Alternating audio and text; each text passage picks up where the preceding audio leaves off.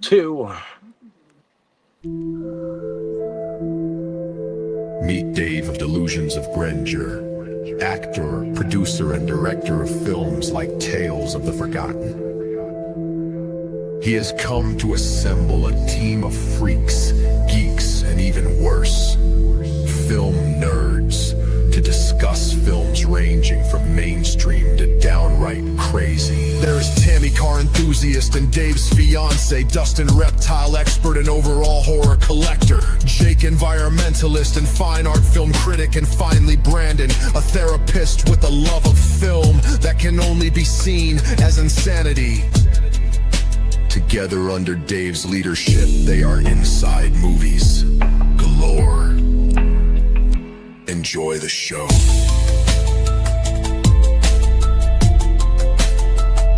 Enjoy the show.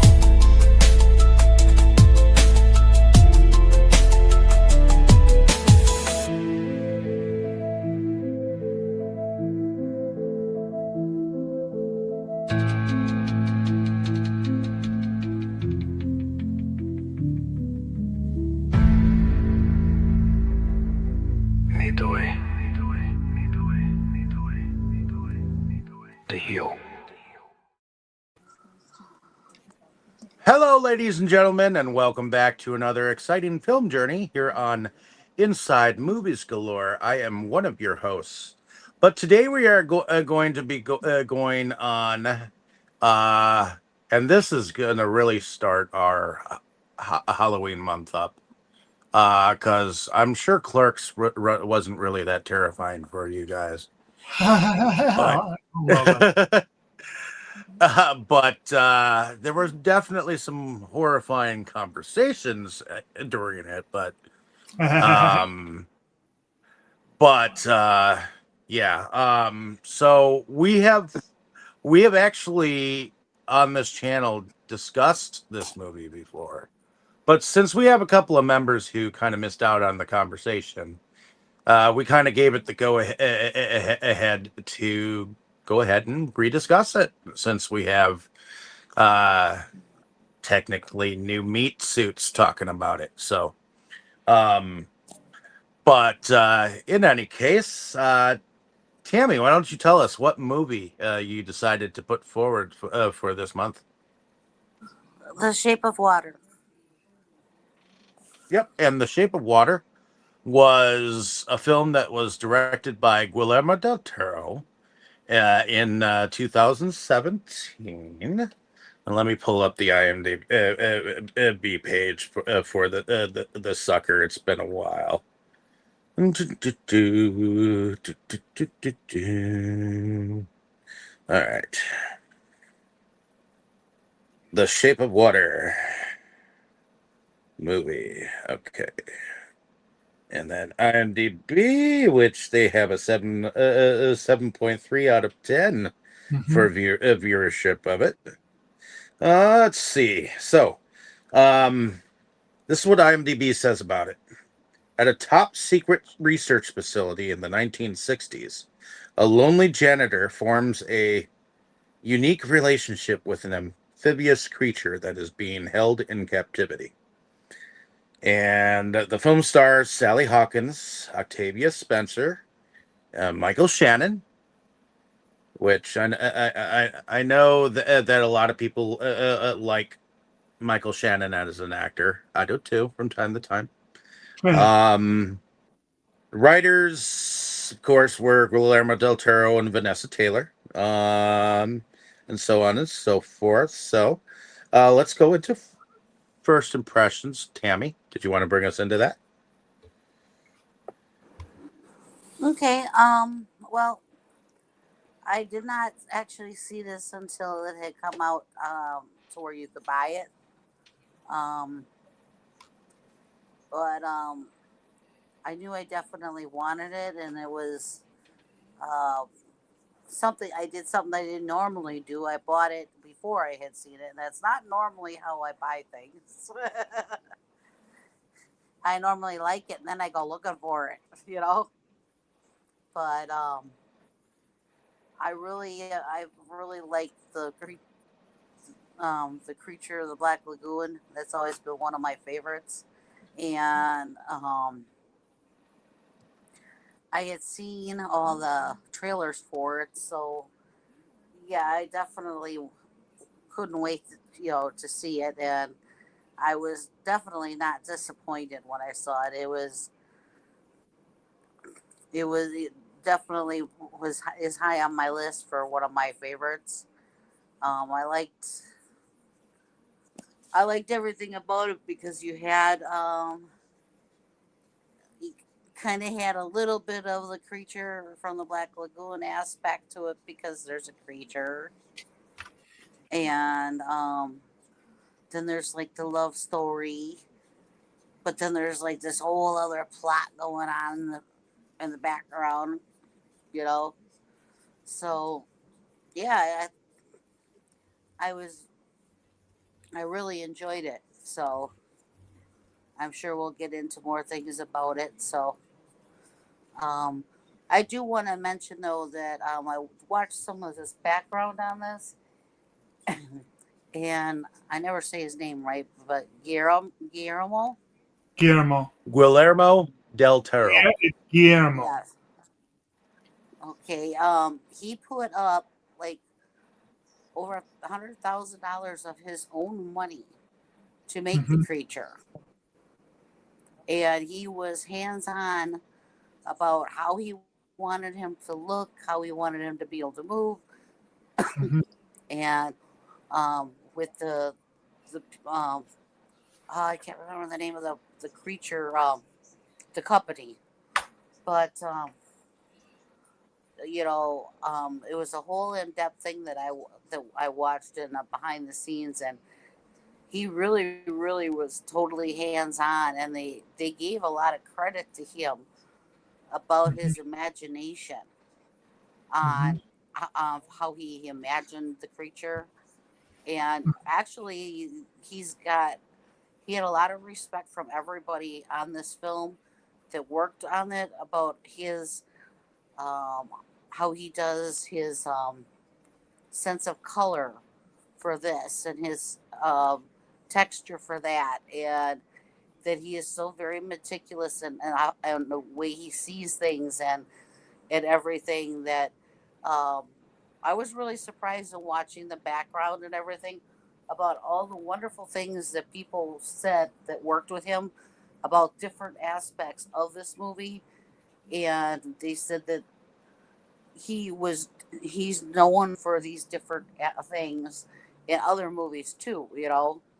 But it really made me see another aspect of him himself, by watching this behind the scenes. I mean, I don't know directors and stuff as much as some of you other guys on the show, but I don't know how many of them actually put up their own money to make as much as he did to make things happen the way that he wanted them to. I mean, it just shows how committed he was and everything. Right. So I earned a lot more respect for him in the behind the scenes on this. So Mhm. Well, Del Toro has a reputation in and out of Hollywood as a giant film nerd. Like he is one of he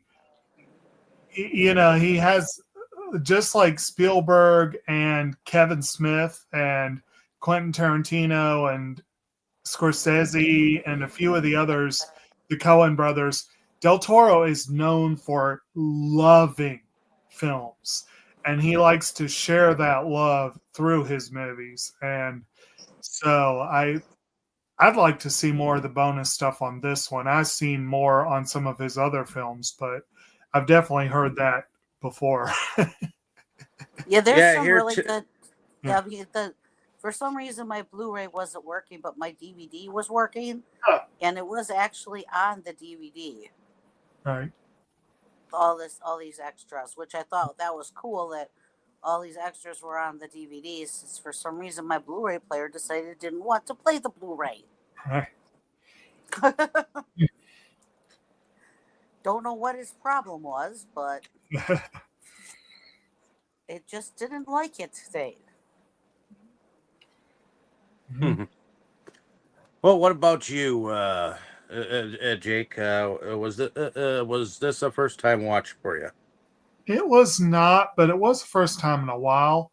Um, and as far as first impressions, though, I just want to go ahead and mention real quick. I was skimming through the IMDb, trying to get some background, before I go.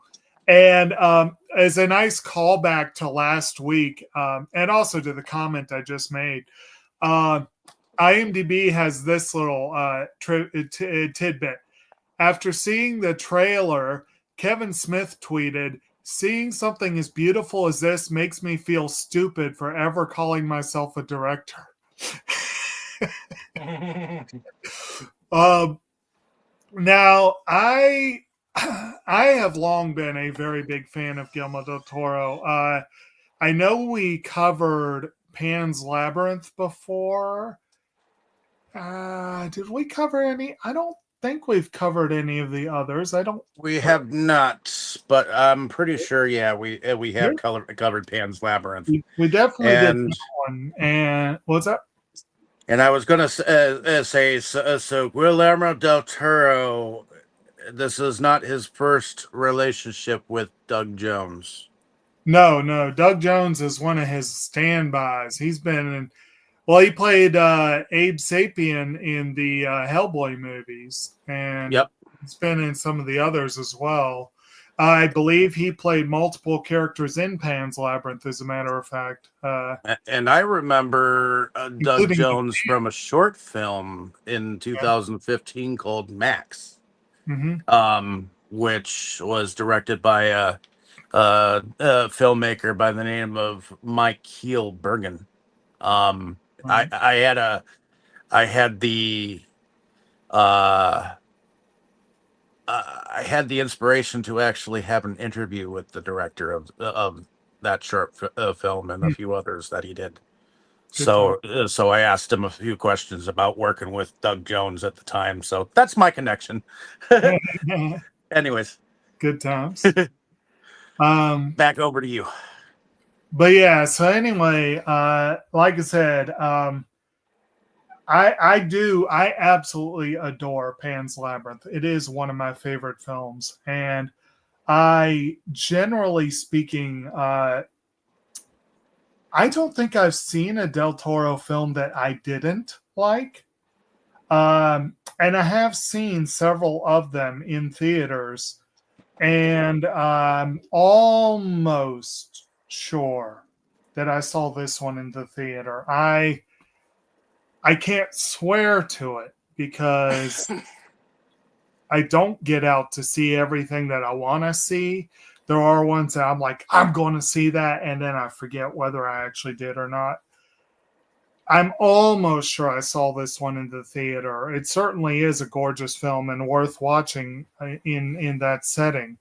But I know I saw it during the Oscar season that year. And of course, when I would put this on, one of the trailers was for the film that it was up. Like everyone was talking about two movies. They were talking about The Shape of Water, and they were talking about Three Billboards Outside Ebbing, Missouri. And they're both, good, solid films. Very different films, but good, solid films. In your intro, I don't think you mentioned Michael Stuhlbarg and Richard Jenkins, who are also both major members of the cast and very important members of the cast there. It's an odd movie. I do not, unfortunately, and I need to work on this. I think Tammy mentioned her love for the Creature of the Black Lagoon, and that was apparently the direct inspiration for this movie. And I guess you probably, Tammy, if you watched some of the background information, you probably saw some comments to that effect. But yes, see, I do know that he wanted to make it a love story. right. He didn't want just a creature, and he wanted his big thing is he wanted a creature unlike any other creature that had ever been seen.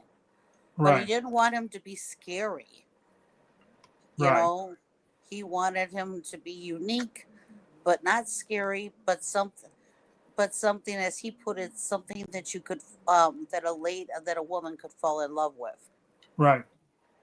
And that Well, was exactly what he said. So when they were making the creature, and mhm, how you see how if you had skin on the creature instead, you know, like a person's skin, right. you would definitely see how the creature was. He was built, he was defined, he was muscular, you know, Yeah. and you could see all that with how they made him, you know, and that was his whole idea. He wanted him to be a creature, but yet attractive. Right. And one of the Seductive. that I read was that the physicality of the creature was based on the matador, and of course, people tend to think matador. That's kind of their mind goes a certain place, you know, a couple of certain places, but one that fits the theme here. I like this quote that they have listed here, where he said that when he was watching The Creature of the Black Lagoon, like back when he was a kid, he was like, I thought it would be great if the creature and Julie Adams would end up living together. I was 6. I didn't know better, but I'm 53 and I still don't know better because I made this movie.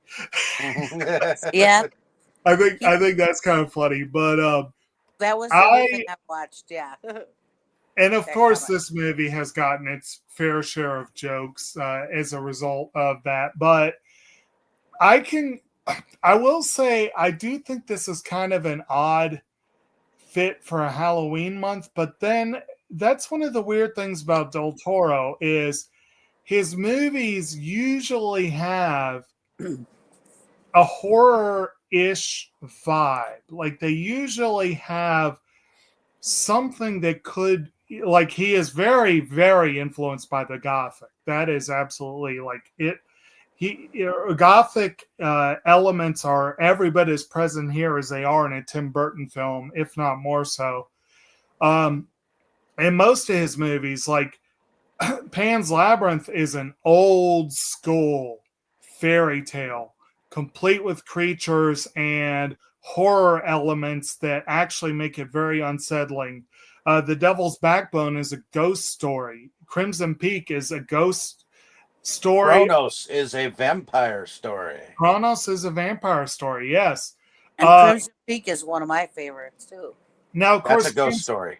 Crimson Peak, though, crashed and burned because it was marketed as a ghost story, which was really, really stupid. Because really, it was more accurate to say it was a love story with ghosts. You know, Nightmare Alley has horror elements to it, like Pinocchio. It was one hair away from being a horror movie. Like all of his movies have that through line, but any one of them would be an odd fit for a Halloween month. So I thought it was I mean, interesting. I wish that Forward. his version of Frankenstein was out by now, but Hasn't it come out in theaters? nope, not yet.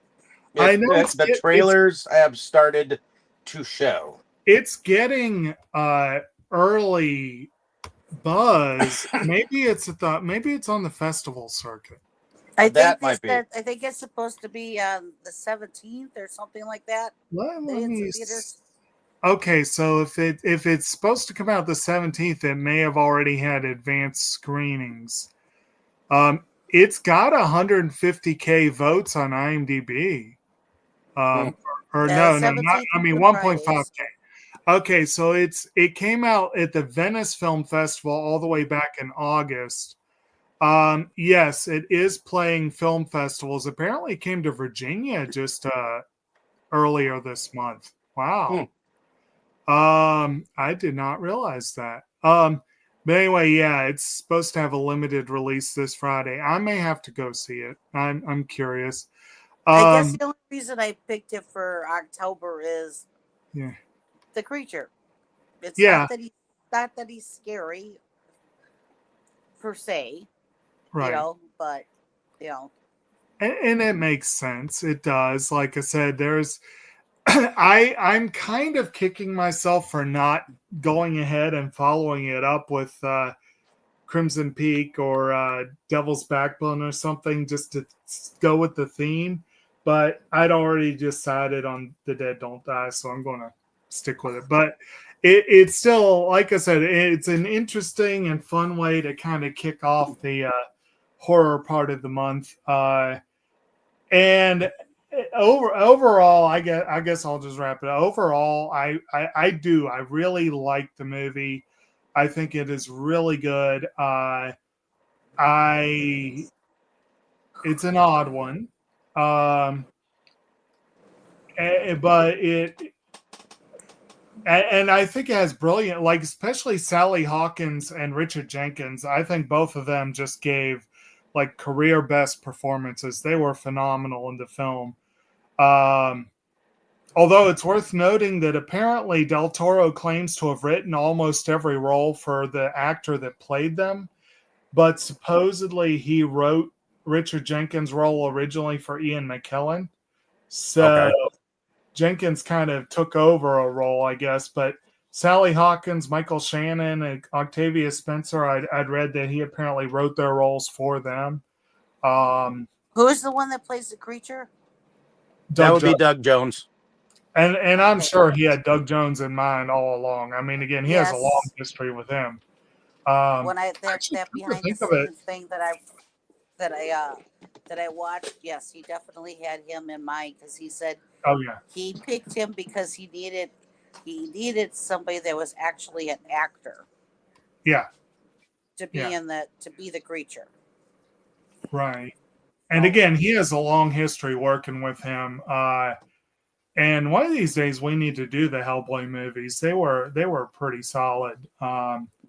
There's a lot of these movies we need to do, it was but interesting to see what he looked like outside of that costume. yeah, it's a little different, just a little. But Mhm. anyway, I guess that'll wrap it up for my initial, I guess. Okay. And I don't think I saw this in the theater. I did see a lot of the trailers, and I think I saw it at the same time that she wanted to see it because she got her copy first, and I eventually went and got my own copy, I believe, Hmm. and we just kind of because we kind of separately have our own collections. Mhm. We're a little bit competitive, but Mhm. which is okay. Very little bit. Very little bit because mine outsources hers. But Hmm. um, that being said, I did enjoy the movie. I do think it is a little bit of an odd duck, but I can see the love that he had for the creature, and it's kind of a Beauty and the Beast kind of story. Mhm. Um, so there is They that said that aspect too of it. behind the scenes. They referred to Beauty and the Beast, except for the Beast never unbecomes the Beast. Yeah, if anything, Beauty ends up transforming at the end. Uh, Spoilers, Yep. folks. And beauty is always in the eye of the beholder, as you know. So, Indeed. but in any case, yeah, I enjoy it for what it is. It is. Uh, it does show a little bit of torture, Mhm. and whatnot, but that's to be expected with these kind of government experiments or whatnot. I do think it's a kind of an interesting situation to be a cleaner of what would probably be Roswell, New Mexico ish type, because they were cleaning underneath like weird ass space Yeah. things too. So They I imagine. the film is very specifically set in Baltimore, but yeah, I'm sure there are government installations all over the place. Specifically, Yep. this is supposed to be 1962 Baltimore. Right. Yes. This may be the But place where when I at a recent Dwight Yoakam show, he gave a very long story about his boy Billy Bob Thornton, and Billy Bob claimed an adventure at a government facility, and given the geography of it, I kind of wonder if this isn't the facility. Yeah, or nearby at least. yeah, Hmm.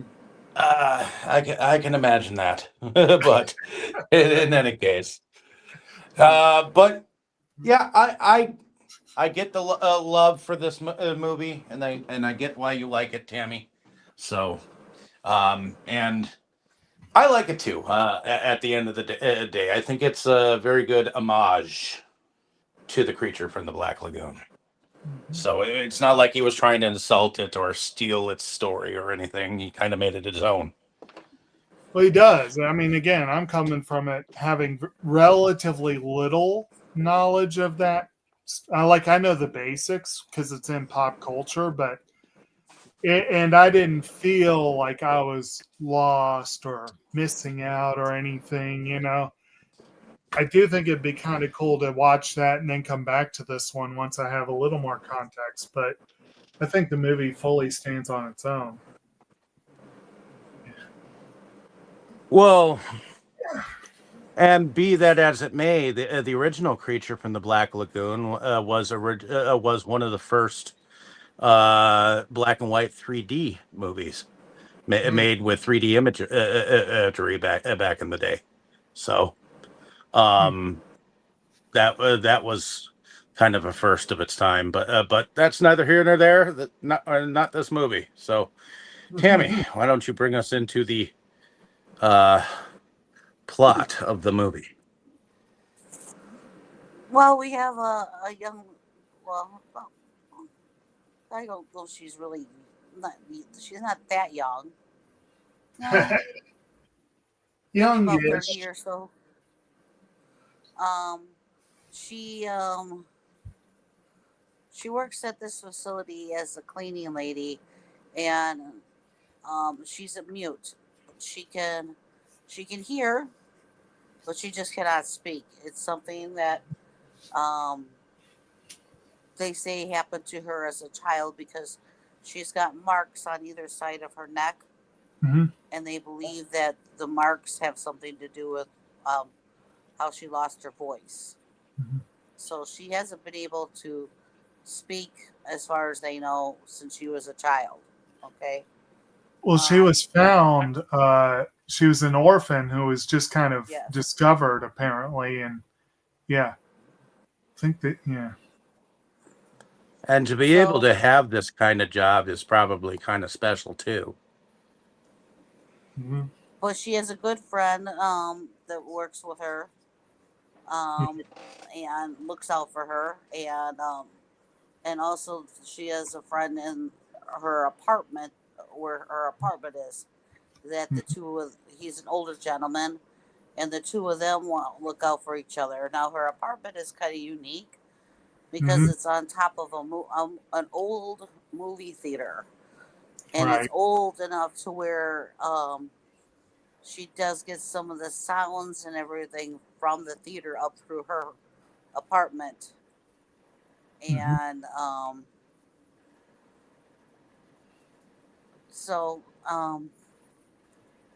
anyway, she it seems like she takes a very long bus ride to go to her job, and her friend is always there watching out for her. Come on, time to punch in, and she gets in line for both of them, to the dismay of some other people in line waiting to punch in. But that's because they look out for each other. So this facility that she cleans with her friend is a government facility, and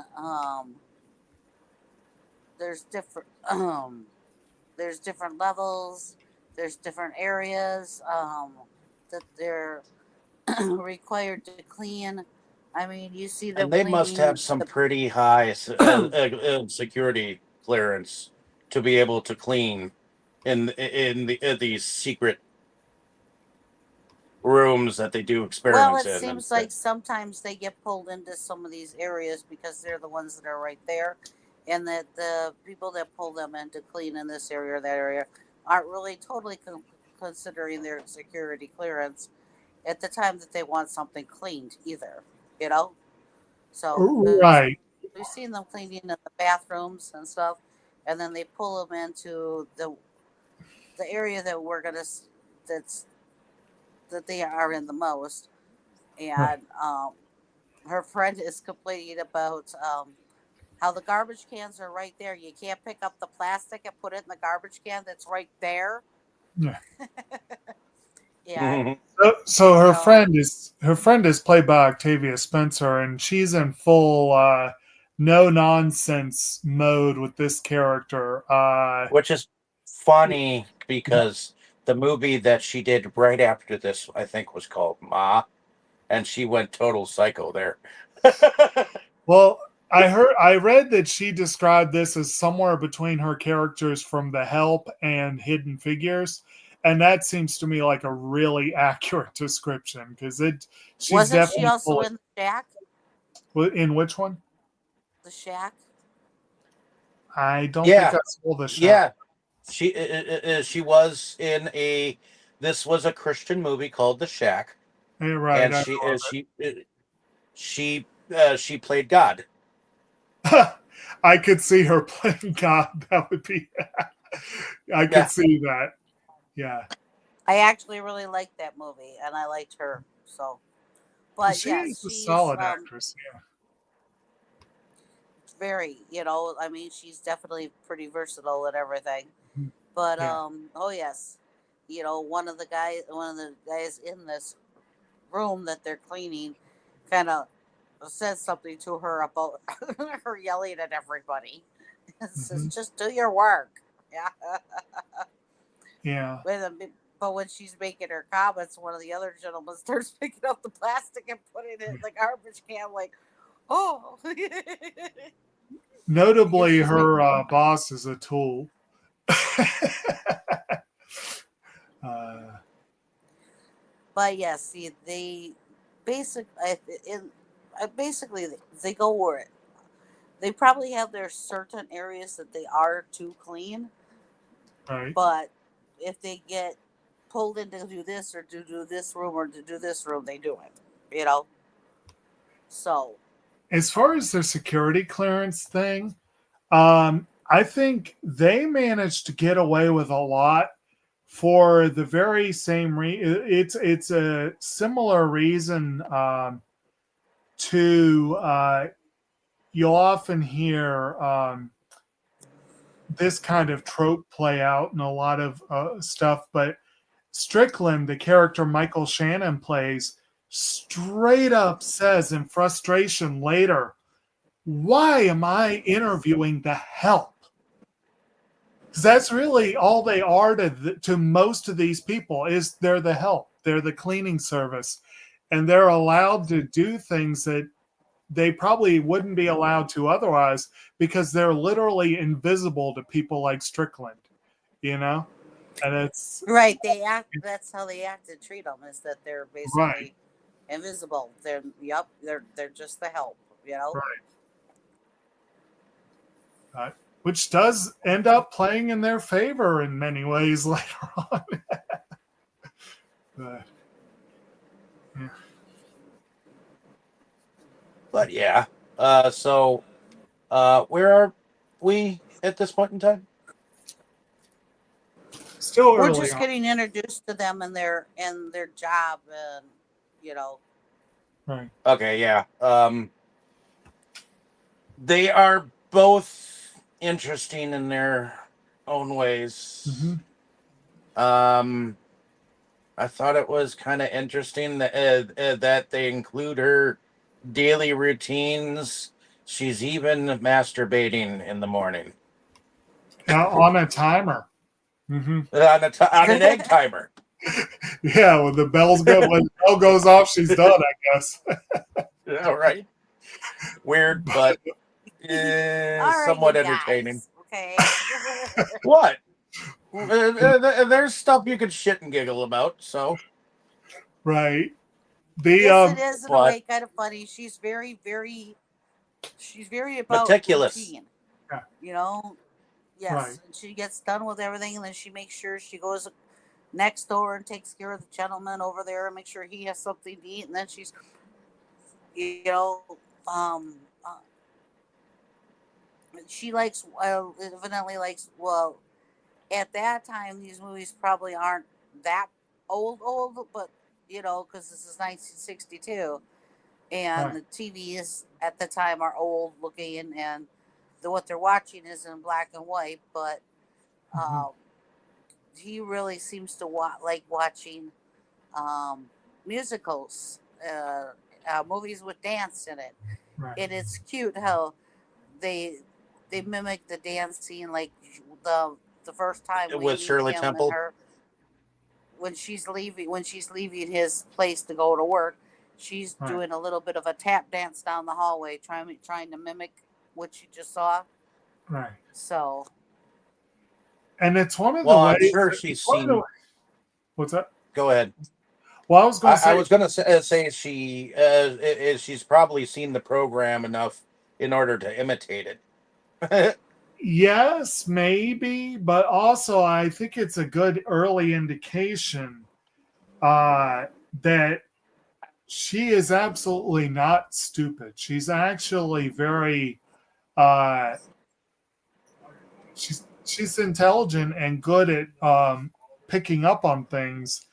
And one of the reasons that she's ignored and just treated as unimportant is because she's the help, but it's also because she's mute. People, and because she's a woman, she gets no respect at all. But I think that scene kind of was one of the parts where they kind of show that there's more to her than what most people see, you know? yeah, Yeah. she definitely pays attention to things, pays attention to details, and we'll find that out later as And to how much she pays attention to things. And showing her friendship with Giles and showing, you know, how they kind of look out for each other also kind of helps show her empathy. The film never really comes right out and says exactly why Giles is the lonely cat lady on the block, but it shows it pretty clearly, but it never comes right out and says it. But I think the fact that Eliza The fact that he keeps going in for green key lime pie. that's not very good at all. It's like Dave. Yeah. Giles is a closeted man in the 60s, and the fact that it shows Eliza's friendship with him, her empathy. Again, they're kind of laying the groundwork for her to be so empathetic to this creature that everyone else is treating as, oh, it's a monster. It's a, you know. So it's kind of nice little kind of ease your way into the story with those scenes, I guess you might say. But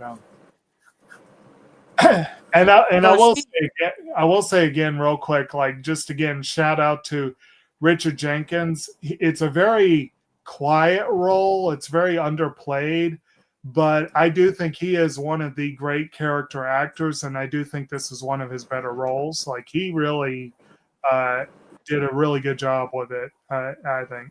But well, yeah, which one is he? Giles, her friend. Oh, okay. Yeah, Giles, her friend. He's a struggling poster artist, and it's very prominent that he's been fired Yeah. From a very good and prestigious job that he had at one point in time, and Right. they were just, and I get the impression that he was just too old for the job, and they were looking for the new and improved, and they I, were just trying to be nice to him.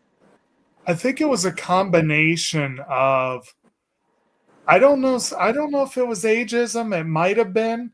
But honestly, I wonder if there were rumors about his lifestyle, and maybe that was why he was fired. That's a Uh, possibility, but he was also well, asked if he was sober, well, okay, which yes, he apparently had a drinking issue, so that was I guess, the stated reason he was fired. But this guy that was his boss is pretty much gaslighting him, and when he finally admits as much, he gives the excuse now that, well, no one really wants paintings anymore when they can just take a picture. And Yeah, I so, was going to mention that was something that came up. yeah, so there's economic considerations as well. So it might have been a perfect storm of shit for him. well, yeah, because right afterwards he went into the cafe and was given a pie by the young man, and then he came on to him, and the dude realized he did, and right after that he segregated the black couple that came in. Yeah. Because they were about to sit down at the bar, and he wasn't going to have that. Yeah. So Um, you're definitely skipping way ahead in the to character. But yeah, I was thinking it'd probably be good to hit that when we get to it because that is an important scene. But we should probably talk about the introduction of the creature and Strickland and Hostetler, I would imagine. well, as things begin to start, I guess the guy who's in charge of them as cleaners gathers the crew around to state that they have a new experiment coming on board, and this is a high profile case. And they need And work like they get bust their asses. basically, and it's not too long before they're also given the talk to by the other guy with the cattle prod. Yeah. That all he wants them to do is get in there, clean the shit, and get out. But they come in, they're in there when they bring the container with the creature in it, Right. and Eliza, right? Yeah. She Correct. goes over to the container because she's curious Mhm. and puts her hand on it, and the creature slams his hand up against the glass, Mhm. and then they get kind of like yelled at, do your work and get out of here, Right. Yeah, so Correct. Strickland is sort of like an uptight 60s G-Man type character. Yeah, and right away he's definitely borderline sexual harassment, but because he comes into to the men's urinal while they're cleaning and straight up zips down his fly and pees while they're there.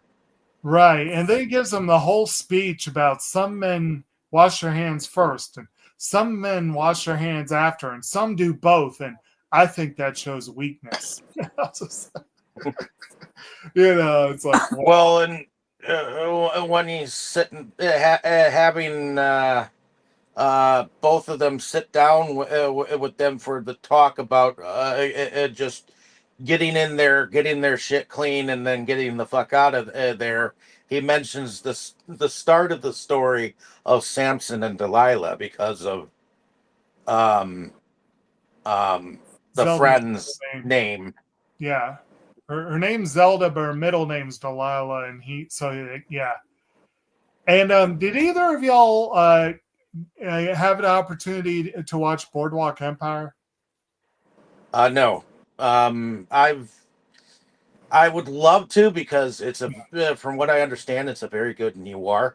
Oh, it's really good. A modern day noir. And I know it ran for like 3 to 4 seasons. It's 5 seasons. And 5 seasons, okay. I still need to see season 5. But in that one, Michael Shannon plays a very similar character to the one he plays here. He is a straight-laced, uptight G-man, but one who absolutely has his vices and gives into them on his terms. And he has very little respect for women, almost none in this movie, actually. But he also uses the Bible to make himself seem superior. And if I'm remembering correctly, he's very similar role in that show. It's very interesting to see the differences or the similarities there. I want to say Michael Stuhlbarg's in the show too, but he, I think, played a different role in that one. But anyway, and Stuhlbarg plays our Dr. Bob Hostetler, who's a true believer for science. And supposedly he's from Madison, Wisconsin, supposedly. Yes. Oh, that's right. He was yes, he had a recurring role in Boardwalk Empire too as I think he was a New York financier who was not on the up and up, let's say. Well, then I guess that fits this character, since he's a Russian operative in here.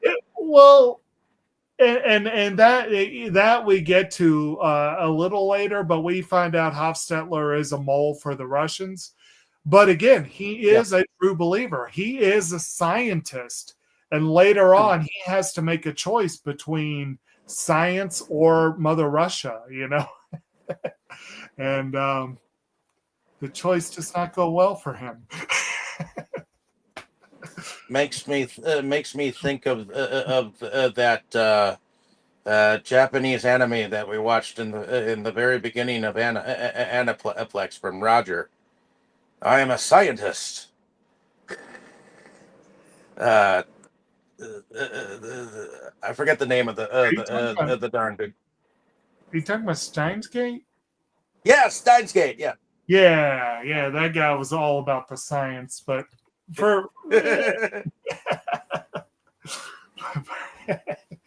sorry, for some reason, when you say all about the science, I'm thinking Steins Gate. So yes. But in any case, I gotta rewatch that series. That series was fun. Yeah, it was. Yeah. But anyways, so we're still talking about that guy. Okay. And how far along did we get? Oh, yeah.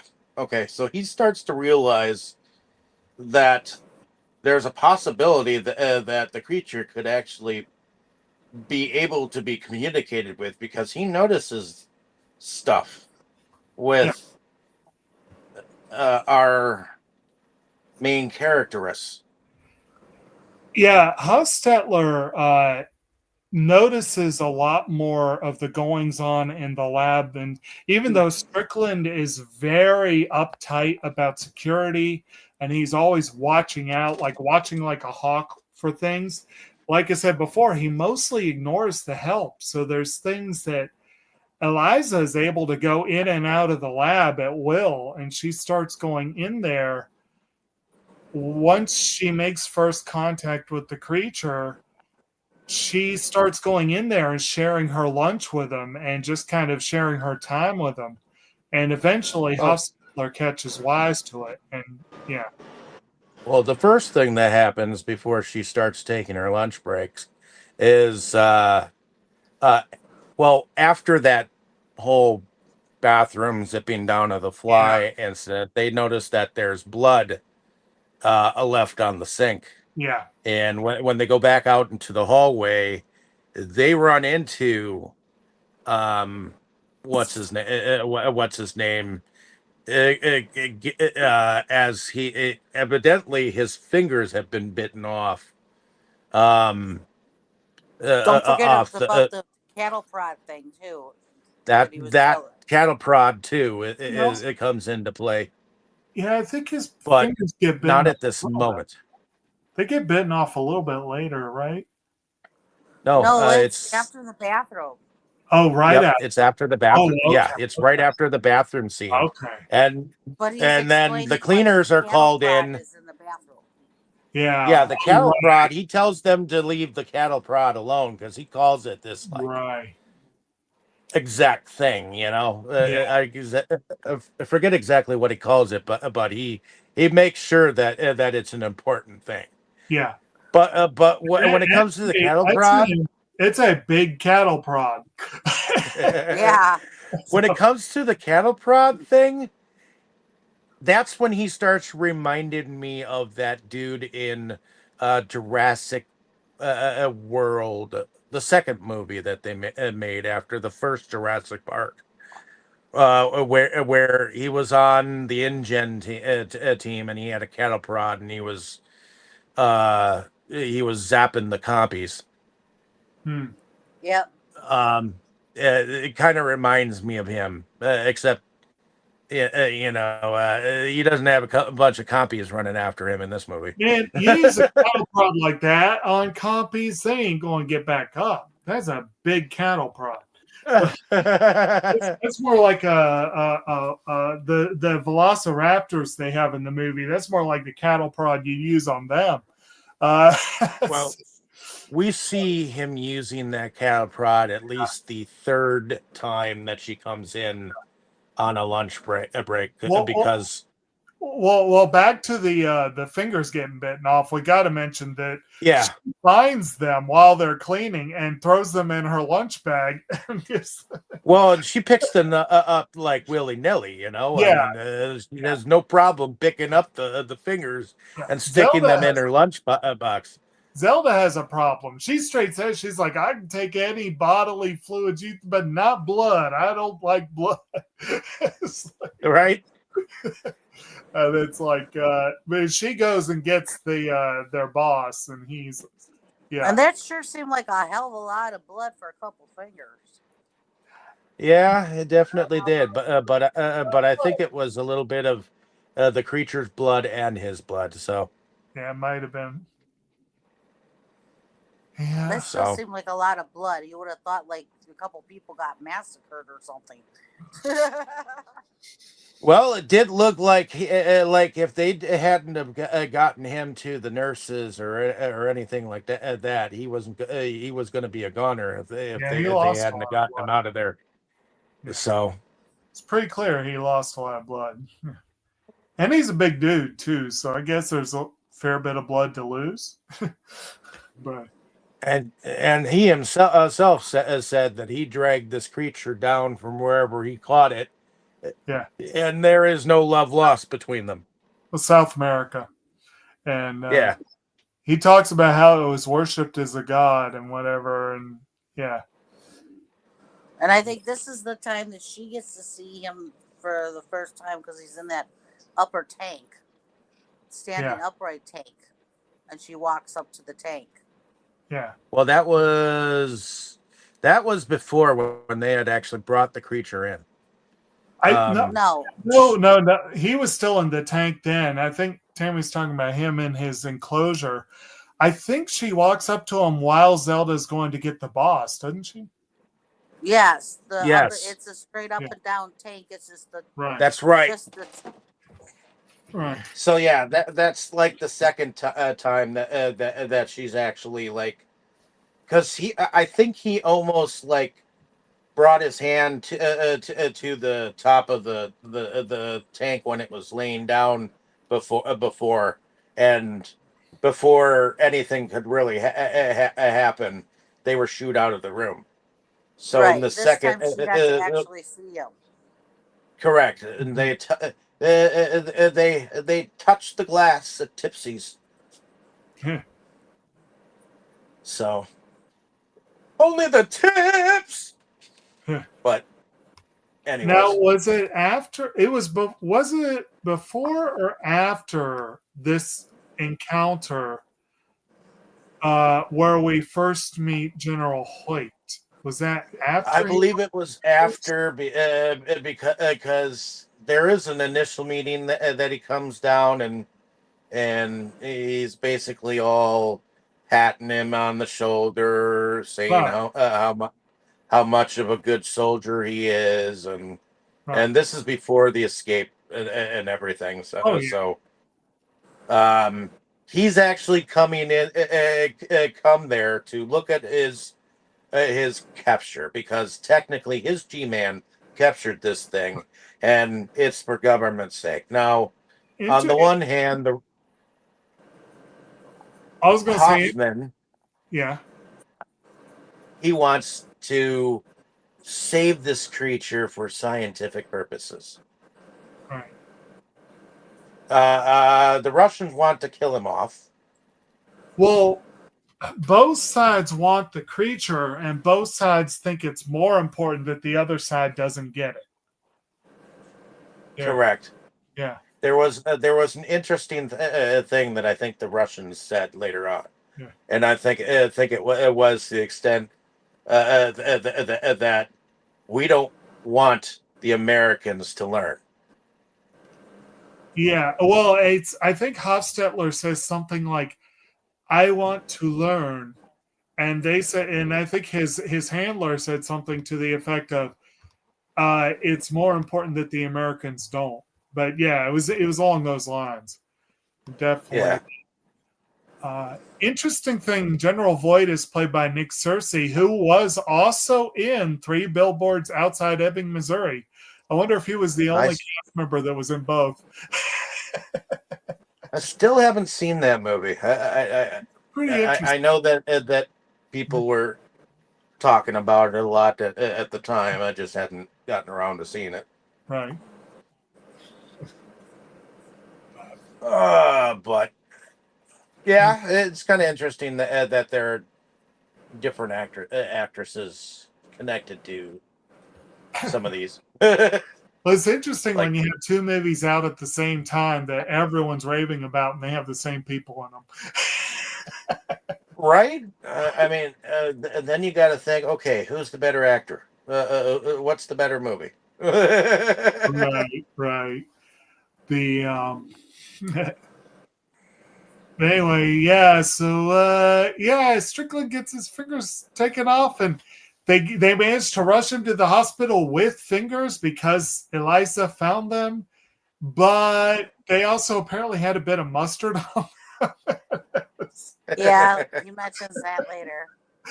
And she's like, And what's her friend's I name seem again? to remember her actually giving him his ring back too. You know what? When he has them in his office, yes, because she pocketed the ring at first, and yeah. Well, what was the friend's name again? The friend Zelda. Yeah, Zelda. Zelda. Yeah, when he says something about the mustard, she goes, "Well, that was all we had available at the time. Right. Was her bag, you know?" Right. Well, of course, eventually the fingers, the graft fails, and they end up starting to rot on his hand. You know, which that's got to be Ew. No, yeah. not gonna happen. Yeah. But in any case, Yep. what's next? Well, Tell me what happens after that. That's when, after she sees him and actually sees him, is I believe the next time she comes in on her lunch, and she's sitting there having her lunch, and she sees him, and she offers him he sees her eating a hard-boiled egg, and she offers him an egg. Mm-hmm. And when she goes to give it to him, he does his little. He stands up and and she jumps back, and she still puts the egg down there for him, Mm-hmm. and he takes it and dives back into the water. So the next time she comes in, she starts playing. Well, no, she actually showed him the sign also for egg. Mm-hmm. So when she leaves, the the shell from the egg is still sitting there, and you see the creature come over to it and touch it, and he starts doing what she showed him about the sign for egg, Mm-hmm. which was kind of neat. Mm-hmm. Um, and So the next time she comes in, she plays music, and he comes over and he's listening, and she shows him the sign for music, and he watches what she's doing, and this time he does take the egg, but without being rawr at her, you know. Yeah. And One of the bits of her daily routine that we saw at the beginning is that apparently she does eggs every day. That's her lunch, and part of her routine, of course, is boiling some eggs and getting them ready. It's Well, at got, the time, it was probably cheap. yeah, I was going to say it's got to be a boring thing to have for lunch every single day, though, unless you really like eggs. Well, technically, eggs are meat. So, well, it seems like sometimes she's got a sandwich along with the eggs too, Yeah, yeah. but her friend though Zelda is starting to pick on her about you can't be going in there. You're not supposed to be in there, you know. Mm-hmm. And I think this the um the little doctor dude with the glasses Mm-hmm. has Hofstetter. observed. Yes, he has observed her interaction without her knowing with the creature, and Mm-hmm. he sees that the creature can learn. Mm-hmm. So that makes him more and more not want the creature to be experimented on or killed, because Right. he can see that he can learn, he can be he can interact, he can also Be an not be asset. Yeah. when he cannot be he cannot be fearsome all the time and things, you know, because he Well, sees how he interacts with her, you know. he starts to see um and I'm going to say, like, from my perspective, this is a very, very, very annoying tendency people tend to have of thinking of things in terms of, well, if it's human it's special or something like that. And like the the doctor, at the very least, Dr. Hofstetler, he does seem to develop more of a fascination with the creature and more of a sense of its value once he realizes that it can act at a human level. And that's part of the argument he ends up trying to make later to Strickland and the general, is he's like, we can reason with it, we can teach it, and you can, and they straight tell him, well, you could do the same thing to a Ruski, but we still kill them, basically.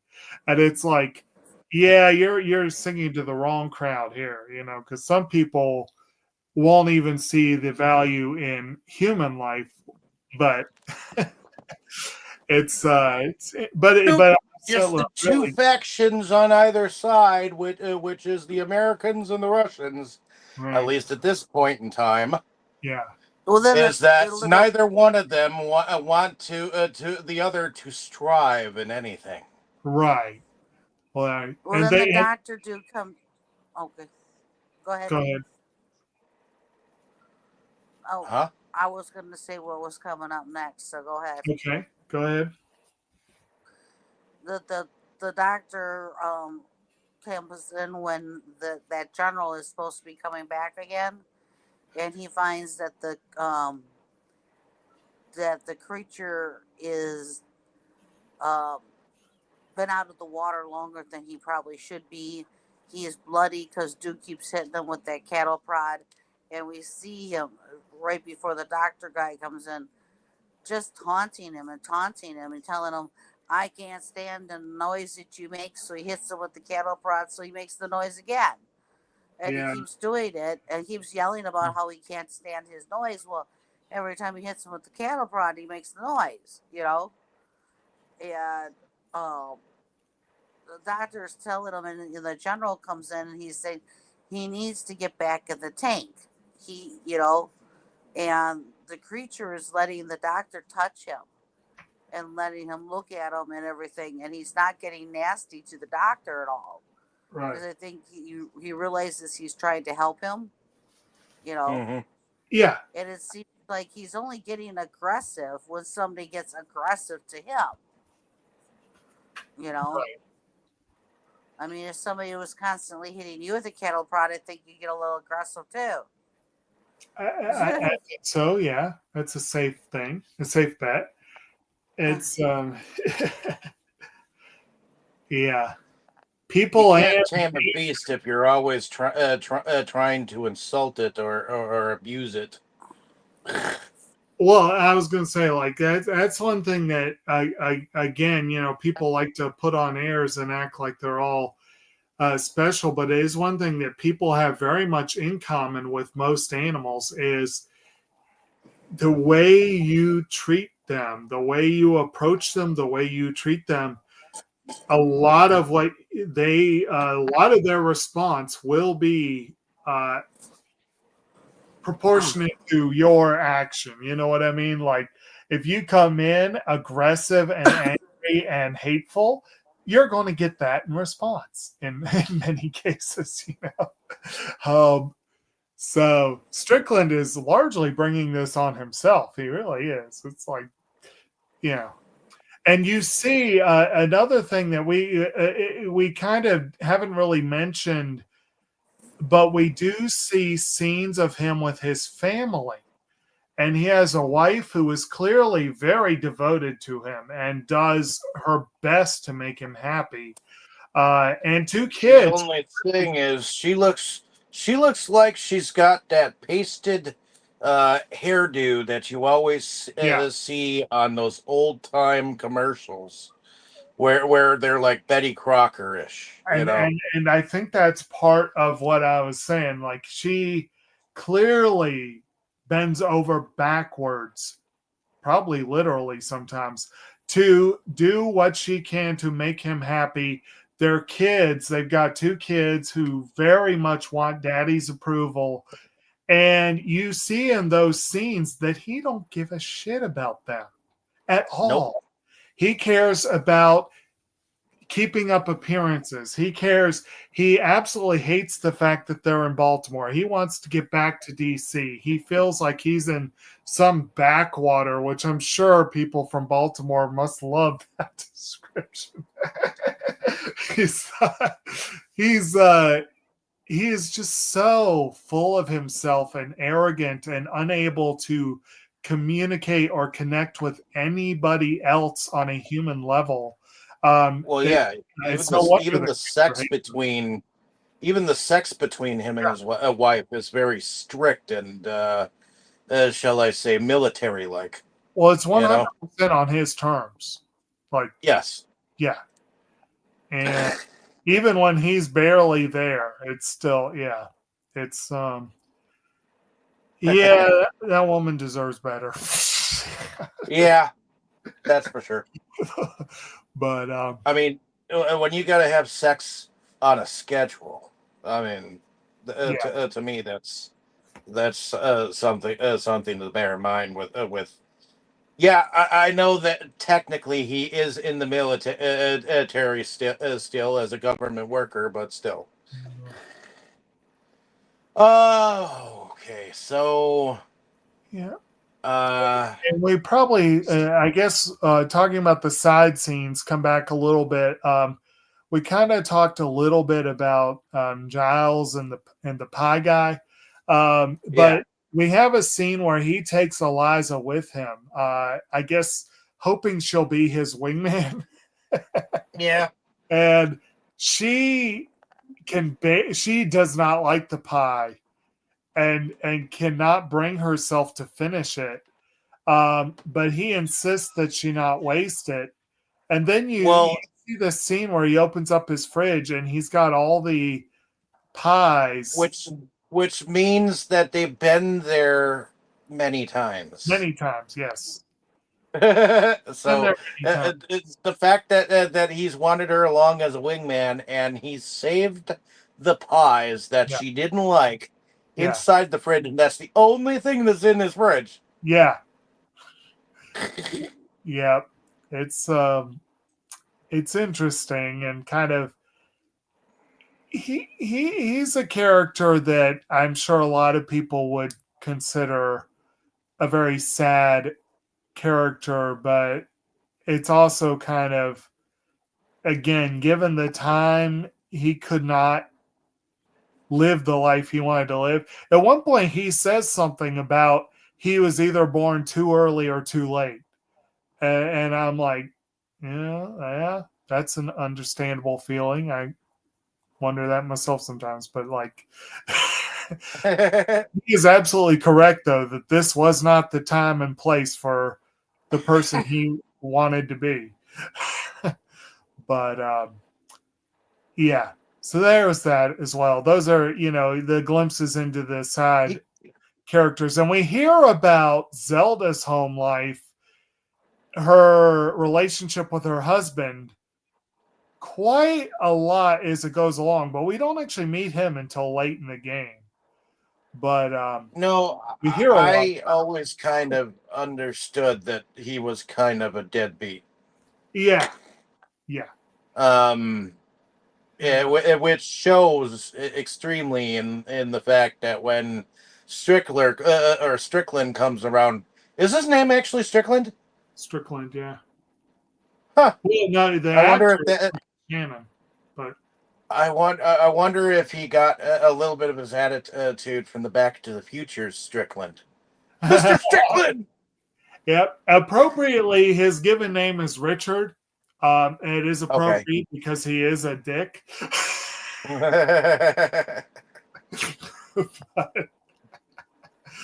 but I guess all Stricklands, so far as I know, are strict. So yeah. Strickland. Yeah, he was. Wasn't he the? He was the principal, right?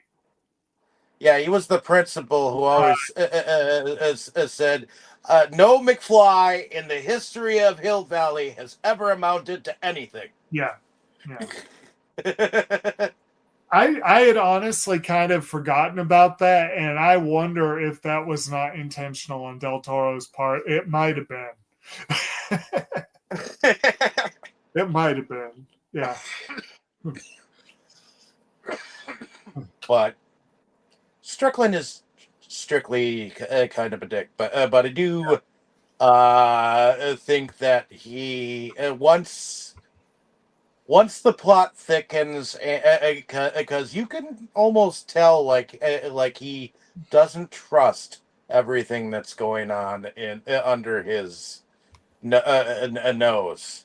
No. But you can tell when the day that our love-struck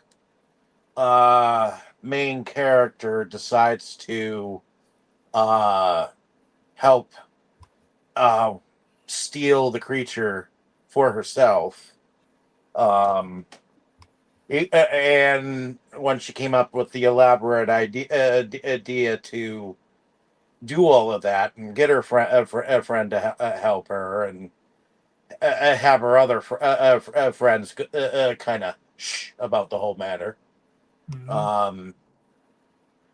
You can tell that Strickland, once it happens and it goes down, he is pissed. Oh yeah. Pissed and scared because he knows that's his career on the line. and his career is his life. So yeah, he's he doesn't take it easy. Because he even has them come in the next day, and he's questioning them because he immediately suspects them.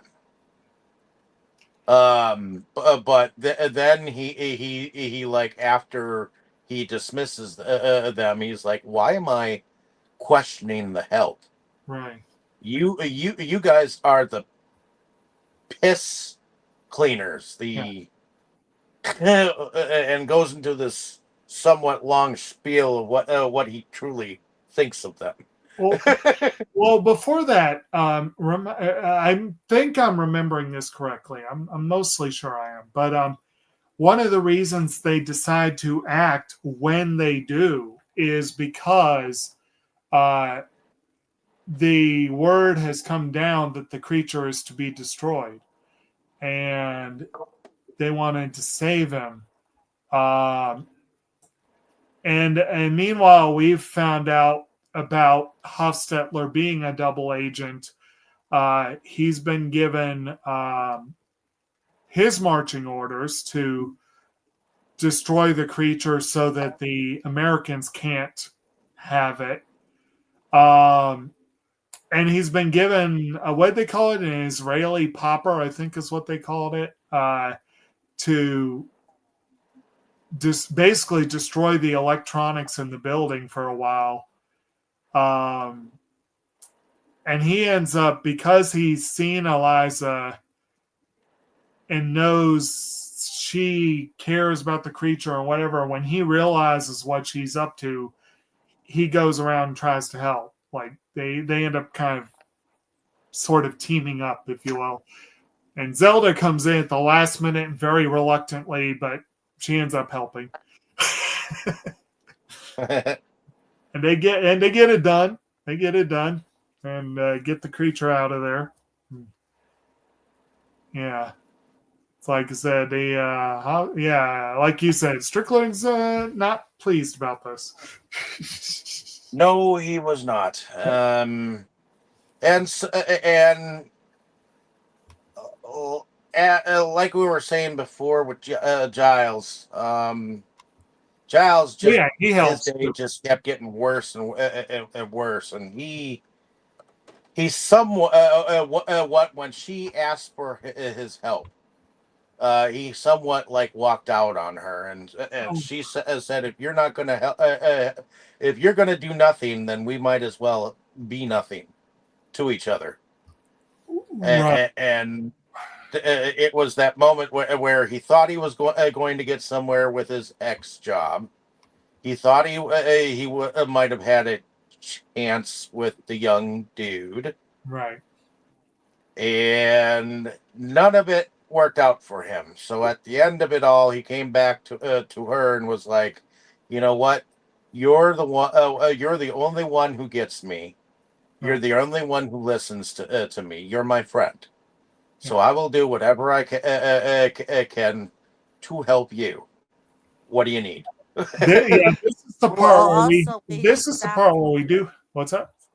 Also, when he stopped to get pie, and you saw how the kid at the pie place treated that black couple that came in. That was also, I think, part of it. And then the dude turned around on him and told him he'd have to leave too, when he had done nothing. Well, I was getting ready to say, like, he did kind of blow her off and then go thinking, like Dave said, he was thinking he was going to finally get somewhere. And that's where we find out that his former boss had basically been gaslighting him. He straight tells him, "Look, yeah, I'm sorry, we're not going to be able to use, And then he goes to the pie place all depressed and whatever and really upset. And then he decides to go for it. And he does. He thanks the guy for always being there for him. And he kind of puts his hand on his. And that's where he kind of recoils. He realizes, wait a minute, this guy's kind of coming on to me here. And that's when the kid sees the couple and hops up and And so, like, Giles kind of in that moment, he sees, like, in rapid succession, he sees that, wait a minute, not only is he going to have a problem with who I am, but he's also a racist to boot. And it's like, it like shatters his entire illusion of everything.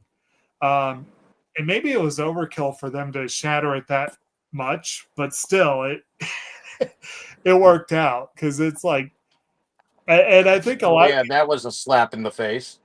Well, it's like a lot of people will have that moment where, like, right up until the moment where it's not, they're so convinced that they have got their future in front of them. They've got this person, this is going to be the person for me. And then all at once they're like, the hell was I thinking? And this is like that moment for him. But yeah, he almost comes crawling back to her and is like, he basically is like, I screwed up. How can I help?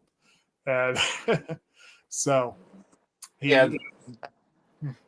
And of course, she's all open arms. Now, once they actually pull it all off, which I almost didn't think they were. Well, she's also, you gotta think about this too. She's been paying attention to all kinds of little things. When they had a smoke outside, and the guy was telling them about moving the camera so they're not on camera while they're having a cigarette, you know, and how long it takes for the trucks to, to be there, and how long for this. She's been taking a mental note of all these little things. Right. Yeah.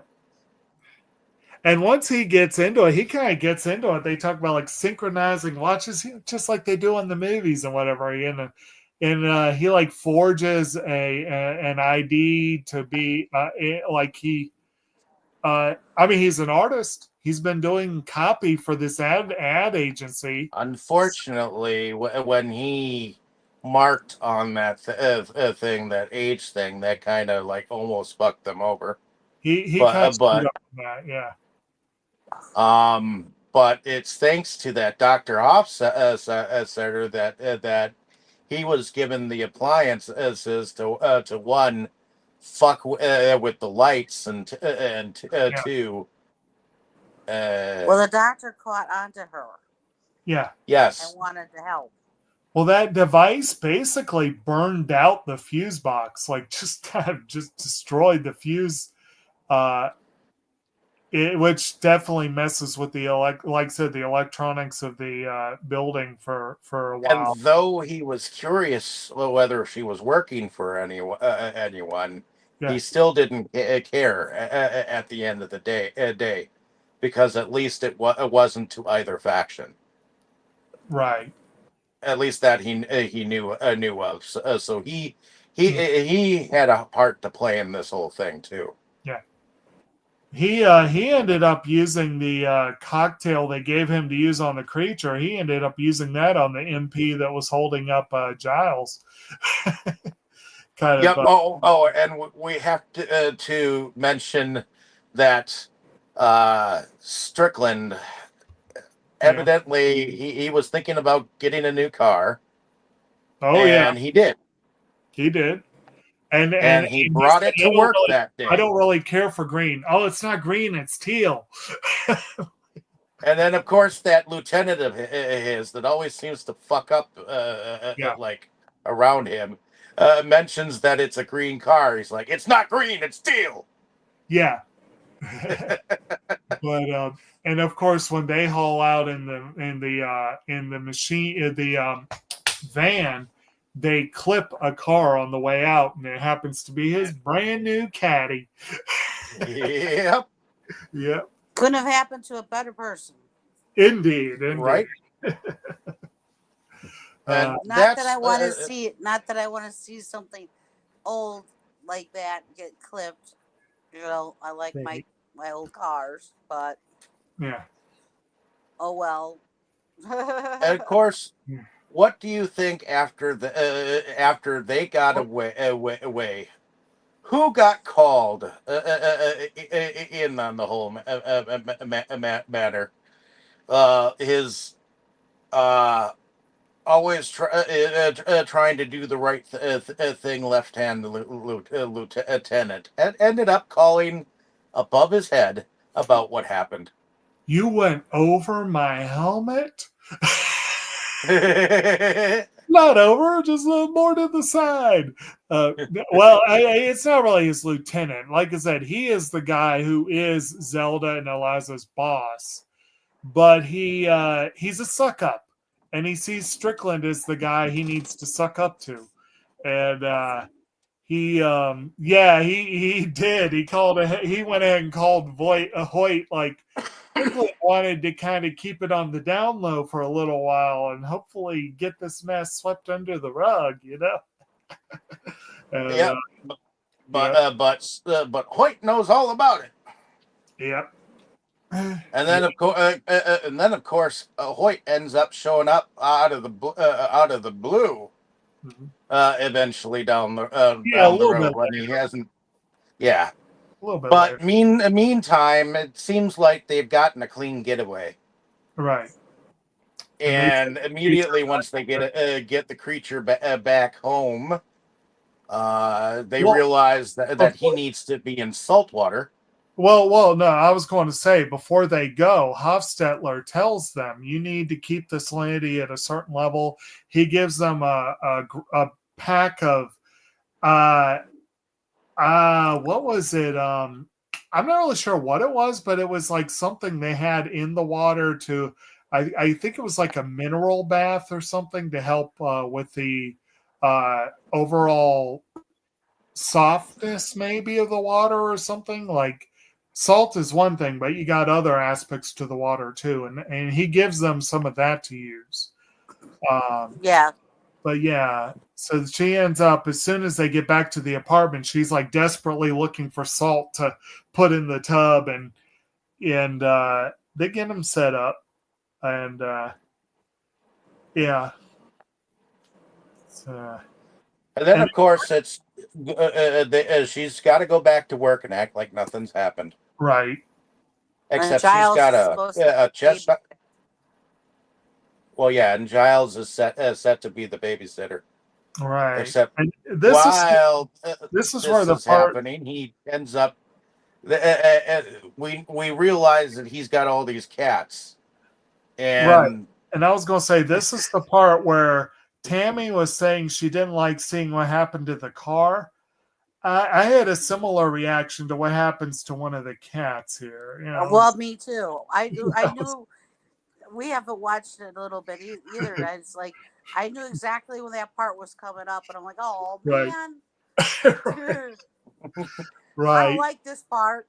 They didn't realize they had Alf in the apartment, But yeah, that poor cat. But at any rate, but then Giles gets hurt too because he corrects him, but he doesn't mean. I don't think he meant to hurt him or scratch him. Which is why when he came back, when he was found and he came back, is why he gave him his hair back. Well, he healed him. Yeah. He healed him, but so the creature his scalp healed too. Yeah, the creature runs away in a panic, and then when Liza comes back, she sees Giles, and he just straight says like, "It was my fault. I scared him. I shouldn't have." It's unfortunate what happened to the cat, but he understands it. Which I gotta say, that was a remarkably sanguine attitude that he had there. But yeah, they made a thing about the fact he wears a hairpiece, and it was funny though because the one cat's looking at him while he's sitting there, right? And he goes, "You're lucky it wasn't you." Yeah, exactly. But and the creature heals him, and I guess it turns out that regrowing hair is a side effect of it. I guess. Just And kind then of, you see the creature also petting the other kitties that he did not eat. yeah.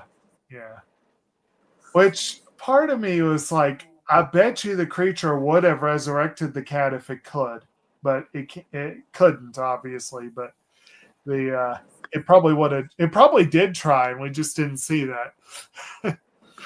But he kind of ate its head off, so it would have been hard for it to.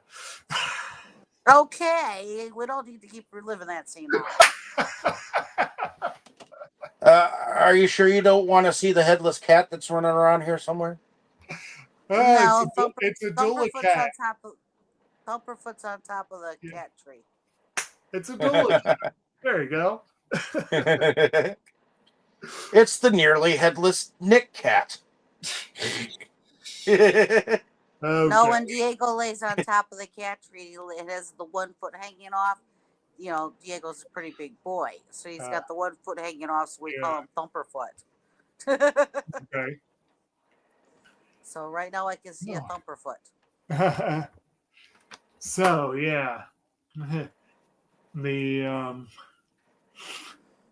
Okay, so that happens, and then well, now while we start to get to where she's obviously very attracted to him, right, and he makes a little bit of a move towards her, and she freaks. And then she thinks about it, and she does go back in there, and they do a little bit of an exploration. underwater in the bathroom, which kind of floods the place. This is the first exploration before she flooded the place. She shares a bath with him. Yeah. Okay. Yeah. Yeah, because you know that they had something happen because she goes back to work the next day, and with a Cheshire smile on her face. Yes. And Guillermo, I always say it wrong, said that he had her go back with the red shoes on and the red sweater or whatever. It was the color. He was using the color red to make a point, to make an expression. That's why she had the red on when she came back.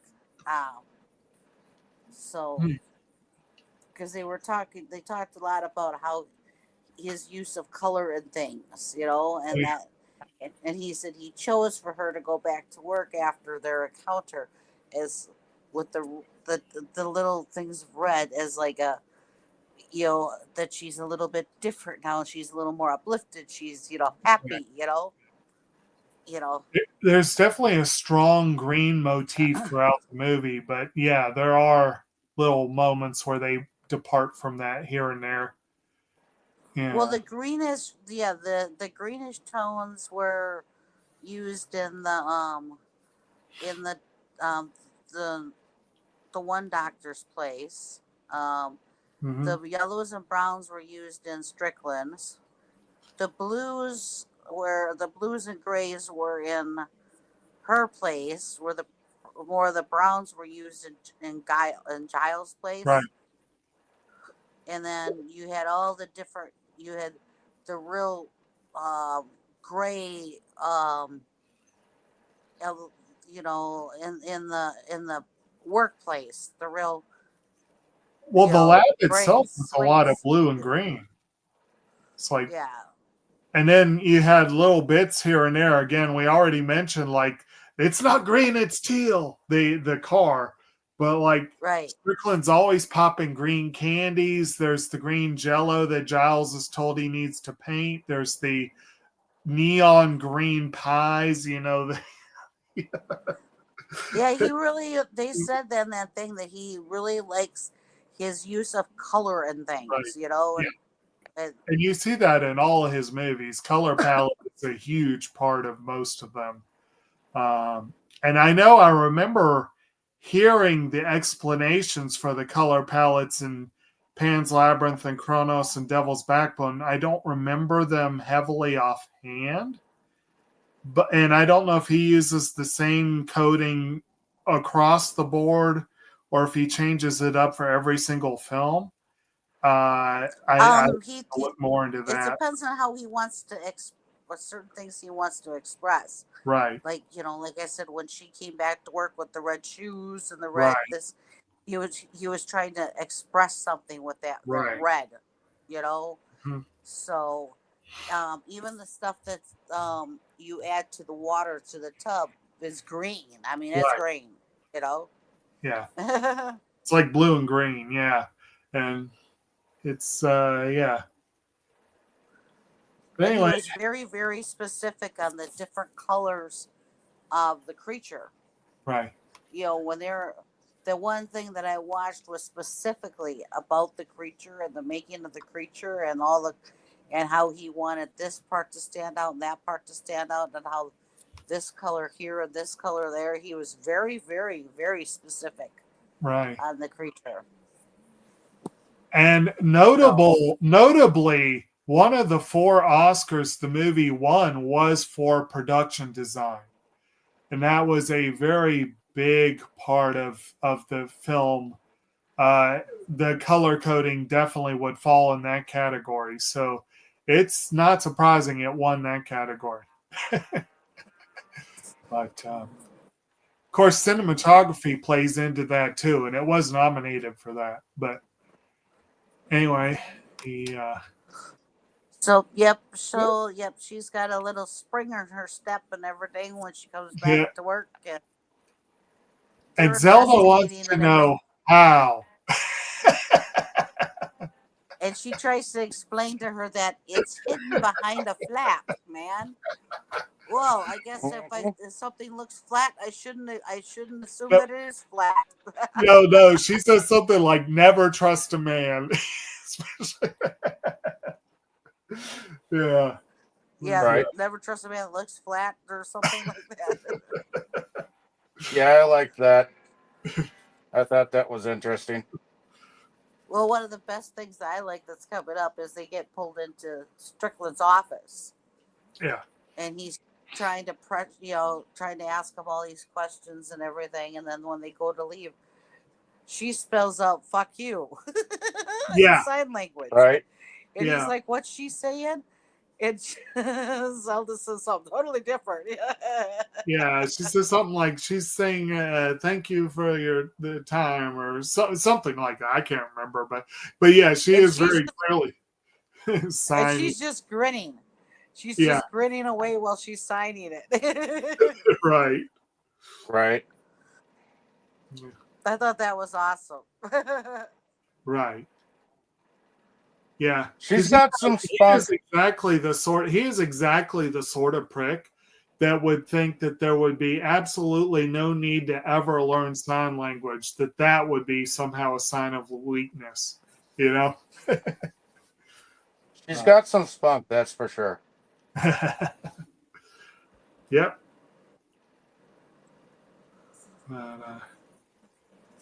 I guess before long, this is where the creature starts. Oh, no. They have the flooding incident next, I think. Yes. It's kind of a romantic thing, which Giles kind of laughs at because the landlord ends up getting all up in his face about it. Well, there's people and when he goes up to and they get rained on. At least it's better than getting pissed on. But anyways. Well, they didn't know. All they knew was coming down from. Yeah. But yeah, I got to admit though, as well, her water bill was probably through the roof. Yeah, quite possibly. Not to mention all the mold damage that must have happened after that. She didn't really think that through. Let's put it that way. No, she did not. But it was a fun idea for them. You know, they get to dance. That's the thing. They get a nice little dance. Well, and I think she had already a plan on sending him off on the 10th already. There's a canal nearby that opens up when it gets to a certain level. And yeah, supposedly it's supposed to rain too. yeah. And the But yeah, she had the calendar marked for the 10th, so there must have been something that she knew about the 10th that it would open or whatever. It must have been she something thought, that. I think she thought that was the most likely case because maybe there was like a forecast for rain that day or something. But yeah. And But meanwhile, mhm. well, I was going to say, meanwhile, of course, Strickland has Hoyt breathing down his neck, and Hofstetler is in talking with his contacts about a extraction that is supposed to take place very soon. At least that's what he's told. But yes, so yes, she gets it in her head to she totally completely floods the place. Yeah. And we see a pretty full encounter. We don't see the deed, but it's a pretty full encounter, and to the point where the water's seeping down into the theater below, and the guy comes up and Giles like, I'll take care of it, I'll take care of it, And when he opens up the door and all the water comes rushing out, he sees the two of them, and he's like, okay, closes the door. I see nothing. I think I've seen everything now. Close encounters of the aquatic kind. I can see clearly now the rain is gone. Yes. Yes. Yeah. But for some reason, Strickland has put, or actually is tailing Hofstetter. Mm-hmm. And he's watching him because maybe he might know something about the date.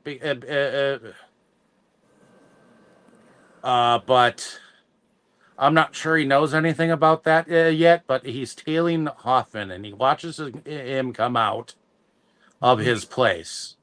He's convinced that he either had something to do with it or knows who did. Well, and meanwhile, his little toady, the little brown noser, is convinced that it must have been some sort of strike team of at least 10 people. I know. When he first said that, I was like laughing because it's like, yeah, right. And it's just highly trained. And it's basically, you sit here and go, yep, it's the three nobodies. Yep. They mean nothing. They are nothing. The three nobodies. The two janitors and the nerd. It's always the quiet ones you got to worry about. Yes, it is.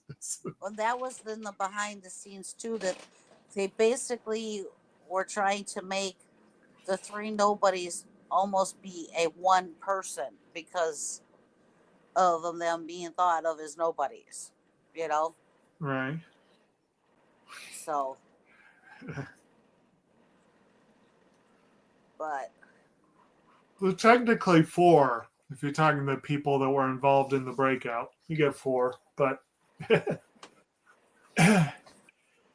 yeah. But I guess this is around the part where the creature starts suffering a little bit. Like apparently they realize that bathtub living is not going to be a good long-term solution. No, in fact, he's melting. He's obviously getting sicker. And it's nice to have a movie for once that acknowledges how important water is to aquatic creatures. And not just water, but the type of water. Right. see the shape of the water. No. But anyway. Yes, Frankie, we care about the water you have. So That's a turtle. Hofstadter, well, he's been phoned and told that he's going to be distracted. That he's going to go home to the mother country, basically. Right. At least that is what he is under the thought process of being. So he goes with his little fucking suitcase and goes and lays in wait. Yeah. Yeah.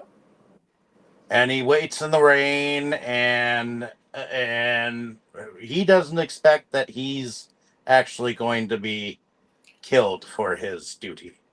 Nope. But evidently he had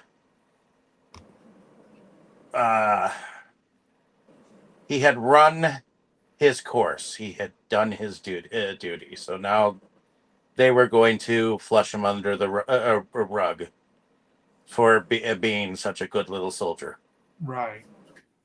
Even though he was ultimately thinking about killing them too, when he had given them some bready baked,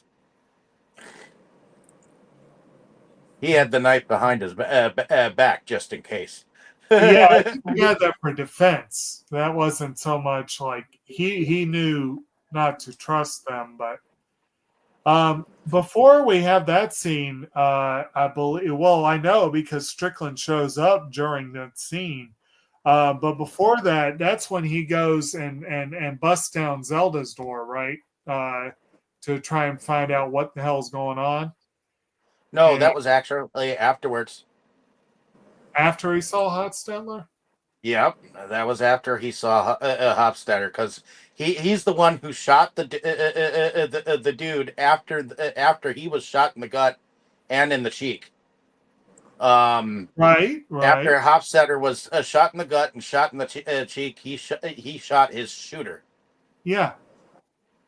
And he basically asked, because he was going on the information his so-called lieutenant was telling him, Oh, right. Or you're right, because that was Hofstetler is like it was. I think he said something like it was the cleaning, like the cleaners or something like that. Like, yep. And right after that, he went straight for Zelda. Yeah. Okay, you're right. Yeah. But yeah, he takes out Hofstetler's dispatchers, but then he dispatches Hofstetler himself. So yeah. And that's when he comes out with the second half of the Samson and Delilah story. Yeah. And really, like, hammers that story in. And it's what we found out that Brewster, Zelda's husband, really is a worthless piece of shit. Yep.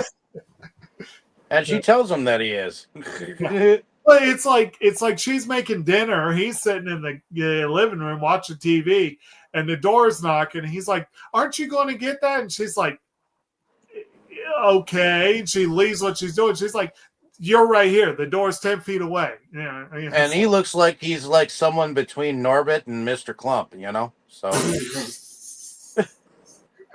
But it's not Eddie Murphy. No, it's not Eddie's Murphy. No, definitely not. But I just thought it was hilarious that he kind of looked like that type of heavy kind of person. But in any case, near as chunky. Well, Norbit wasn't chunky. It was yeah.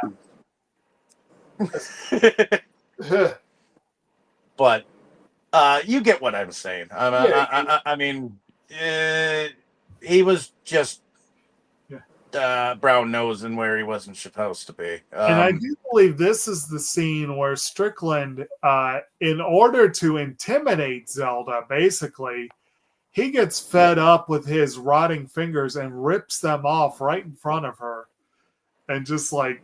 Well, he tells it with the Samson story. He combines it with the shaking of the two columns Right. and bringing down the house. Now, what do you expect me to do to tear this place down?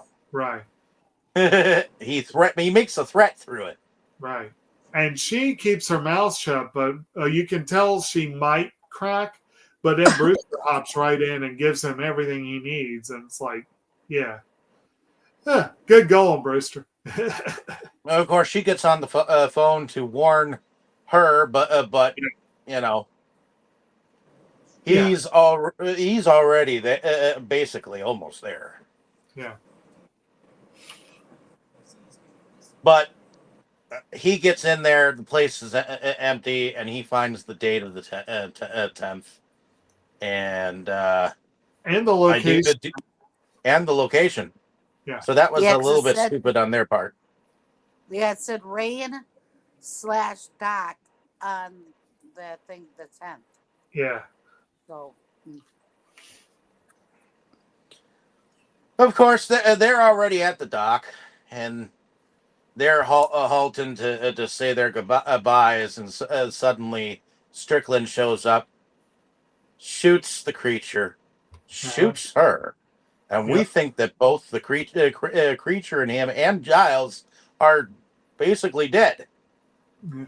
You well, know? he didn't shoot Giles. He just hit No, Giles. he does. I think it's not like No. a major wound. No, he hit him. He just hit him and knocked his ass out. So Okay. that's why. But he did shoot the creature, and he shot her. Yeah. But then when he's standing over him and yelling at him, Giles gets up and knocks his ass out Yeah. because he was. And that's he when was we get the. He was good. Strickland was reloading the gun when Well, Giles Zelda gets shows up up and too knocks at him some out. point. Yeah, Giles shows up, knocks his ass backwards, and that's when the creature himself starts to emanate blue all over his body, and we see him stand up, and it looks like the bullet holes go away, and he's back to normal. Yeah. And he's mad, so. Yeah. He stalks straight up to Strickland and Strickland's like, maybe you are a god. Yeah. And that's about the end of him. He takes that swipe right across his neck, man. That's it. Mm-hmm. All right, and that's when Zelda shows up because she brings the fuzz. Like, yeah. Yep. Yeah, But then but by then he picks up Eliza, and they both get in the water, and he kisses her, and somehow, I think he realizes those. He takes his hands across the marks on either side of her neck. He takes his hands across that. And after he does, they open up his gills. Right. And then she wakes up. Yeah. But I also think that whatever he did healed whatever bullet that she had in her gut. Oh, yeah. Yes. Definitely.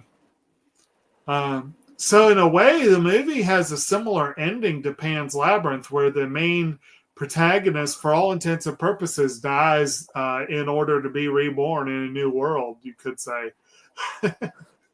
Because she basically does leave her life behind to start a new one with him. With it, yeah.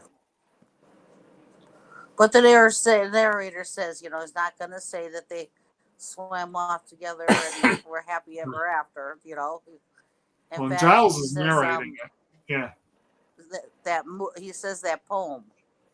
Yeah. Does anybody know how that poem goes? No. Not offhand, but I think It's let me see if I can find it listed. Oh yeah, let's see. If I told you about her, what would I say? That they lived happily ever after? I believe they did. That they were in love, that they remained in love? I'm sure that's true. When I think of her, of Eliza, the only thing that comes to mind is a poem whispered by someone in love hundreds of years ago. Unable to perceive the shape of you, I find you all around me. Your presence fills my eyes with your love. It humbles my heart, for you are everywhere.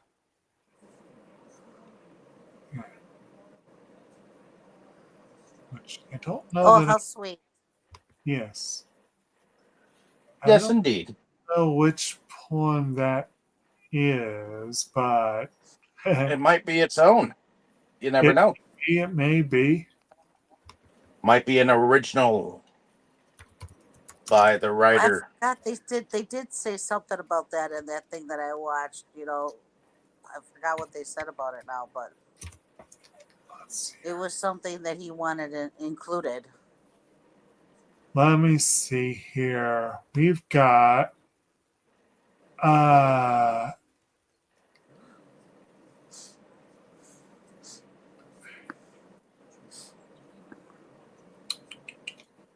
let's see. I'm looking here, and it says that it's apparently not an exact poem. It may be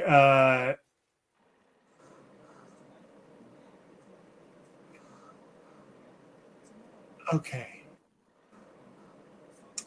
I don't know. He's according to this article, he said he doesn't remember exactly where it came from. He remembers reading it in a book of Islamic poetry that he found in a bookstore. Uh, so it may be one of those things where it's like you just see something, you're like, "Oh, that's good. I got to use it," and then you just kind of forget about where you know. But and it could very well be that he misremembered the lyrics and ended up writing something original out of something, you know. It's kind of, I said lyrics, but you know what I mean. But it fits. Yeah, it does. So I And guess All we're. right. So at the end of everything, what did we think about production overall? I thought it was awesome. yeah, I mean, I thought, especially since I did watch that behind the scenes thing and know uh-huh. how much work was put into the creature and know how much work was actually put into the different places like her apartment, Giles' apartment, the workplace, and everything. And, he really did put a lot of work into everything. Even there was a part of it about he consulted with somebody for the wardrobe Yeah, and um, everything. I think um, I think he did a great job with everything. Even the cars, because this is supposed to be 1962 Baltimore. right. So and then that was brought up also in that behind the scenes how he wanted to make um he looked at pictures from like the 50s and the 60s and how storefronts looked and what people were driving and what people were wearing and everything. He did a lot of investigating of this time period to make it look like this time period. Right. So I think they did a very good job of production.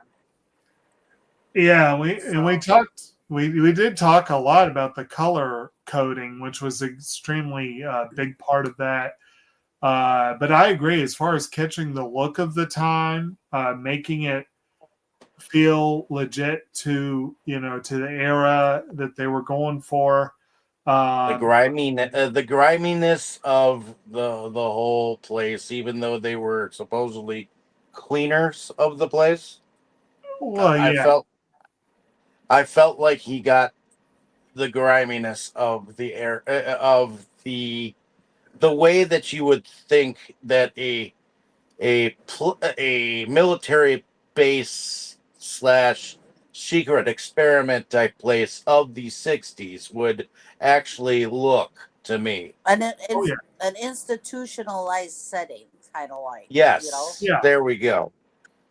In yeah, its elements. To me, if it looked like clean and looked like something like The Office, yeah. no, I couldn't get behind that. But because The closest the they come to that, which is appropriate, is the advertising agency where Giles used to work. It looks like a fairly clean office building setting. The diner is fairly spick and span for the most part. And Strickland's house is spick and span. But almost everywhere, yeah, they did a really good job of having the areas that should look really lived in and homely, like Eliza's apartment, Giles's apartment, and the lab. Yeah. Like the kind of place that an earworm would probably set up shop. But yeah, and I've said before, I feel like one of the reasons I enjoy watching Guillermo del Toro's films is that even when they are rather grotesque at times, some of the imagery can be rather grotesque, or even when they are in very grimy, gritty locations, they're always gorgeous films. Like, just in terms of the quality of the production, I do think that you can almost bank on that from his movies, especially his more recent ones, where he's had the budget to do what he really wants to do. Like this one and Crimson Peak, Nightmare Alley, they were gorgeous films. And it's production is a huge part of that. Well, and I think Guillermo del Toro will continue to be that kind of director. Oh yeah. I mean, I haven't seen his Frankenstein, but I'm expecting his Frankenstein to be a very good adaptation of it.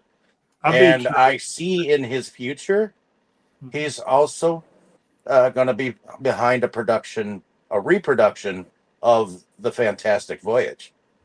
Yeah. So I'm looking even more forward for that. It is a little disappointing that he didn't end up helming The Hobbit after all. That would have been interesting. I know that was in the cards for a little while and just didn't finish. Should have been interesting, but after he was shafted from that third Hellboy, it was like his film career looked kind of dismal for a little bit. It did? Well, they didn't allow him to have it. The Hellboy 3. Well, I think they decided to just like do a complete reboot, right? Yes, they did, but a lot of people were trying to fight for that third Hellboy. I think a big part of what, if I remember correctly, I think the reason he left The Hobbit was that he really wanted to do Pacific Rim, and Pacific Rim and Crimson Peak back to back were both underperformers, and that might have been why he got kicked off of Hellboy. They were probably like, I don't know. But then this movie came out, and suddenly everyone wanted to be his friend again.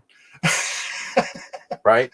And it's like, and it's a shame because Crimson Peak and Pacific Rim are both good movies. They're both really well done movies. I agree. And Crimson Peak, I've got a very nice boutique copy of Crimson Peak. Even though it sold, it certainly got a very beautiful piece of Blu-ray work, Right. So at any rate, I guess is that we want to move on to music? Sure. Let's move on to music. Who did the music, by the way? Alexandre Desplat, who did a great job. I think it's a wonderful score.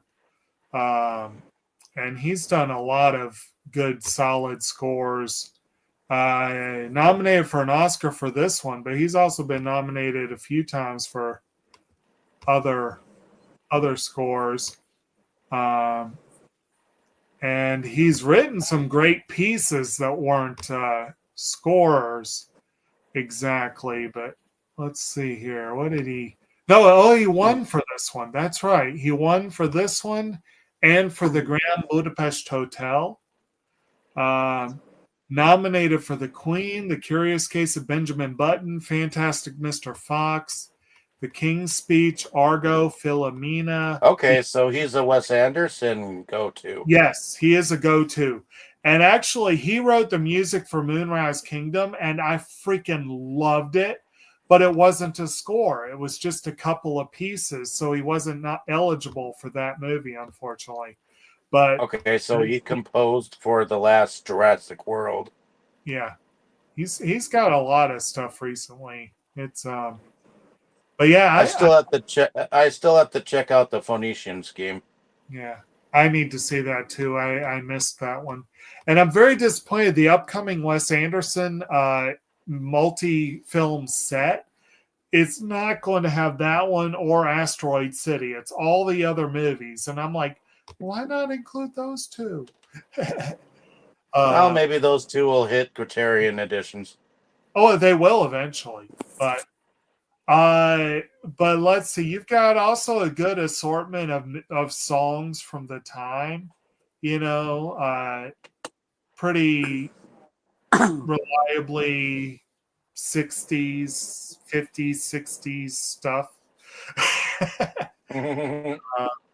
Yeah, good.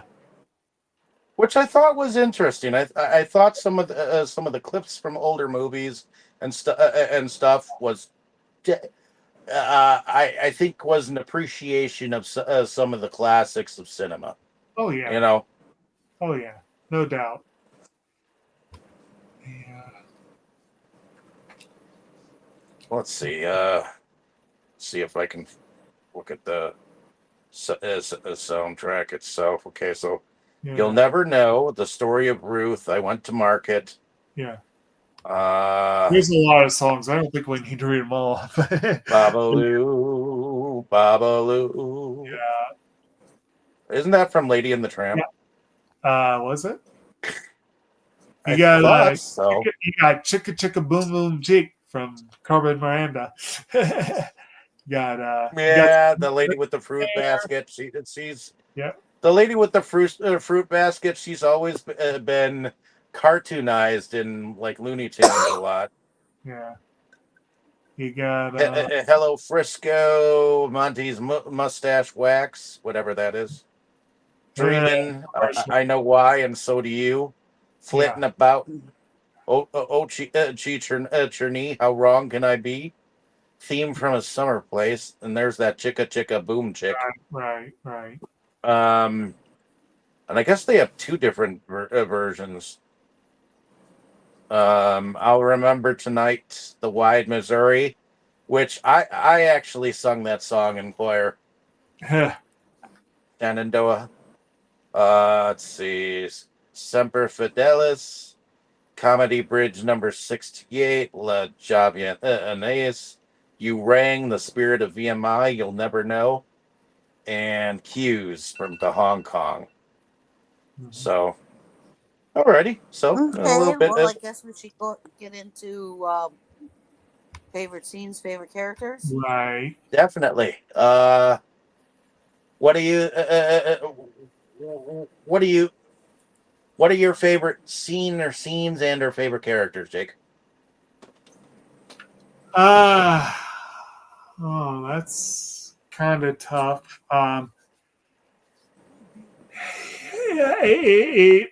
As far as characters,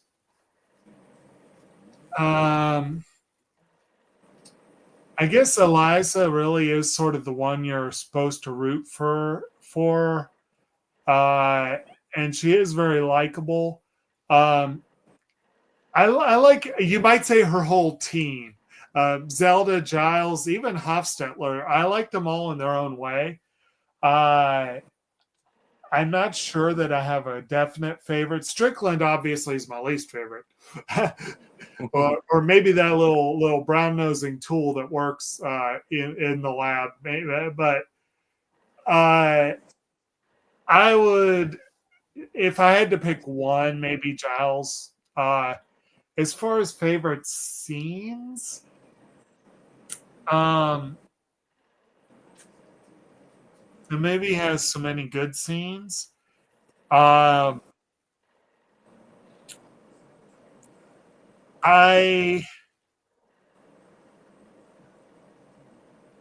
might. It might be that little speech Giles gives when he goes back to apologize to Eliza, or maybe the one she gives him about, before that. And I did like the part where she was signing "fuck you" to Strickland and he didn't know.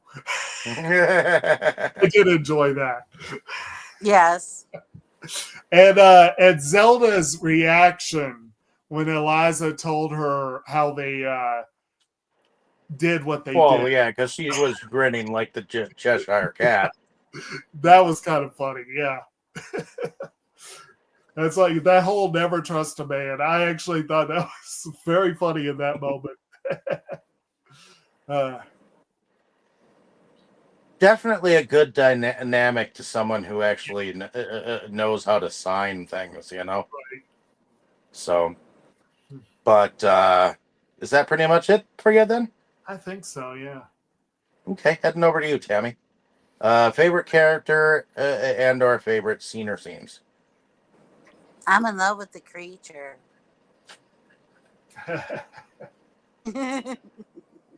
What?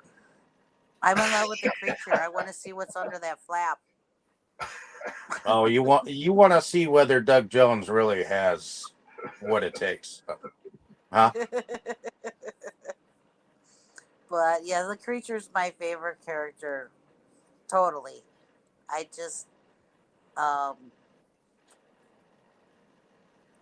kudos to Guillermo for spending the time and the money and everything to make him. He said he on the behind the thing, he said he worked on this. They worked on the creature for like a year to perfect him, and I think and you can definitely tell there was a lot of time put into the creature. Right. So, and you have to give kudos to the gentleman that is the creature that's underneath all that. Right. He does a phenomenal job because, you have to be a good actor to actually pull it off. He said when he would get the costume or whatever you want to call it of the creature was kind of like a sponge, he said. So when he would get wet and try to come out of the water, he weighed 70 more pounds than when he went in. Oh, wow. So he said, yes, it got challenging, and it got challenging to move once he got wet, So I definitely give a lot to the creature for many reasons, Favorite scenes? Well, yes. Well, definitely the FU sign. That was great. I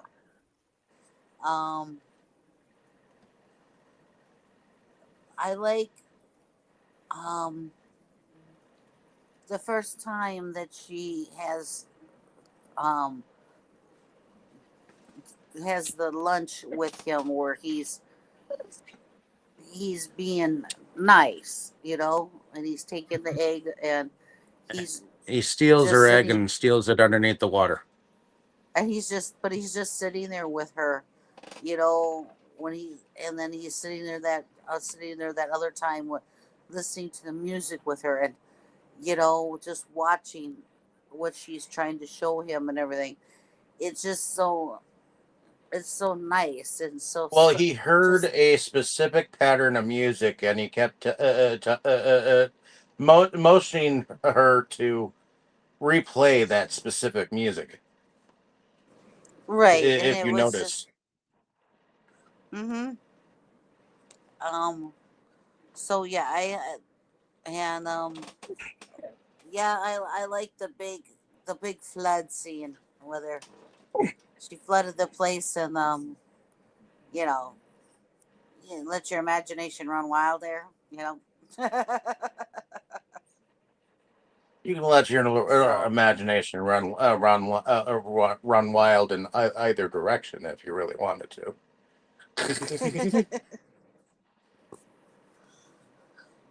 I mean there was Because she actually does not have a bad looking body. but the nudity that was in here was I think very subtle, Respectful. very yeah. It just you know it wasn't overly done. It was in the right you know times and everything. So that's about it. Yeah, that's something I hadn't really mentioned, but that's something that I appreciate about the movie too, because I often say that Americans are way too prudish when it comes to those kind of things, and the fact that they could just have it in the movie and it's just there, it's just a part of life, as it is a part of life.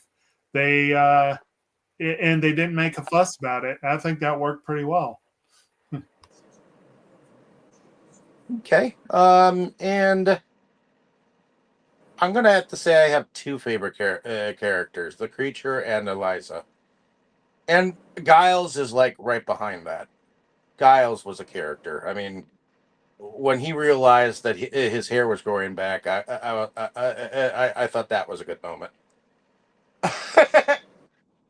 um, I, I did have to chuckle when masturbation was part of her routine, and it was tied to an egg timer. I'm sorry, I have to repeat that because that to me is just a little bit funny. Um, but I do have to agree when she did have to get nude for scenes, it was romantic and respectful. Okay, it was not done out of lewd taste or anything like that. Like we were trying to watch some kind of porn, you know. And we didn't see them doing the nasty, so it's not like we got to see any of the creature's bits going into her.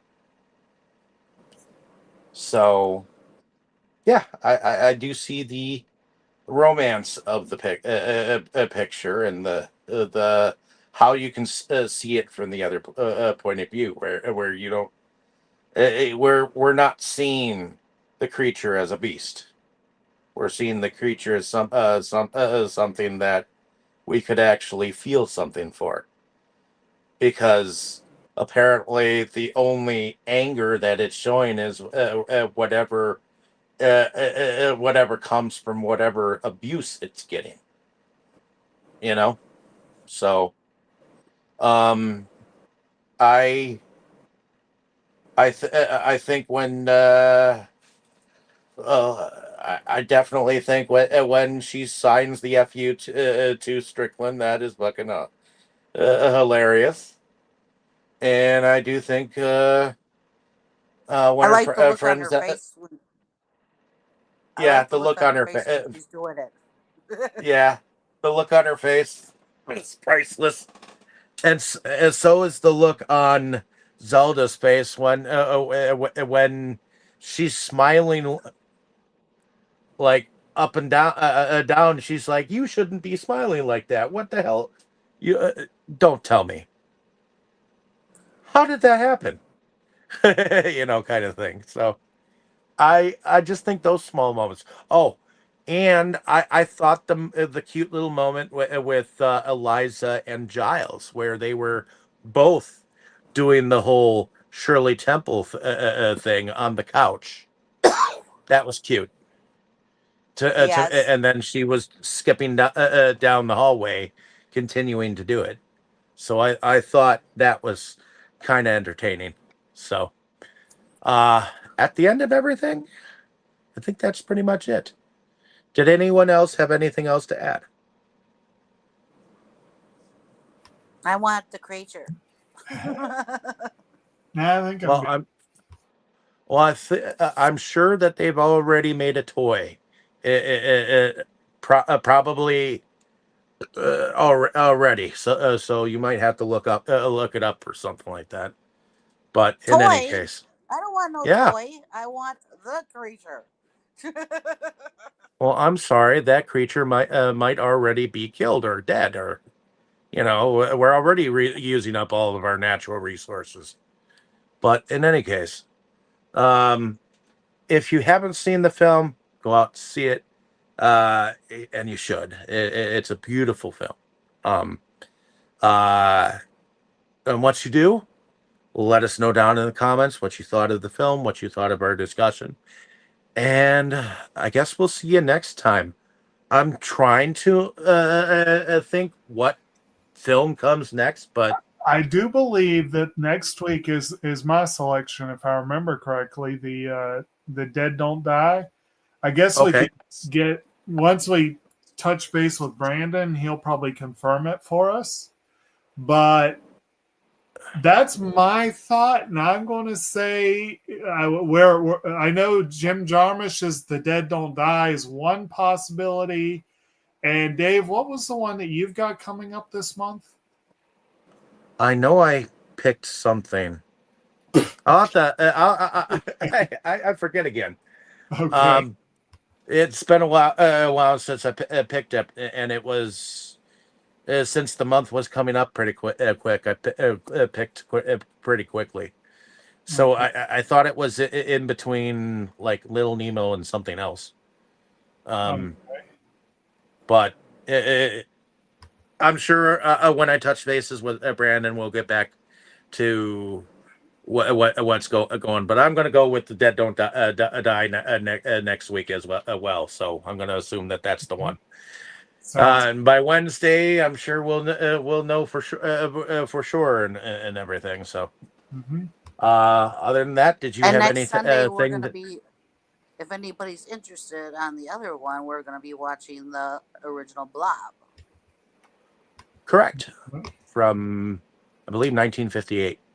So, And with Steve McQueen, and that's not the car. I guess I should say for Brandon, since he's not here, on his channel, SeptumSin versus the World, check it out.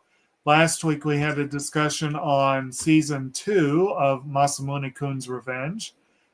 He and myself and Brittany went on to talk about that one, so check that out. All righty. Yeah. And on that note, hopefully y'all can be back with us next week, or follow along with us on Sunday with the Blob. And I guess we'll see y'all guys around. So everyone say good night. All right. Good night. Everyone. Inside movies galore, just makes you just want more.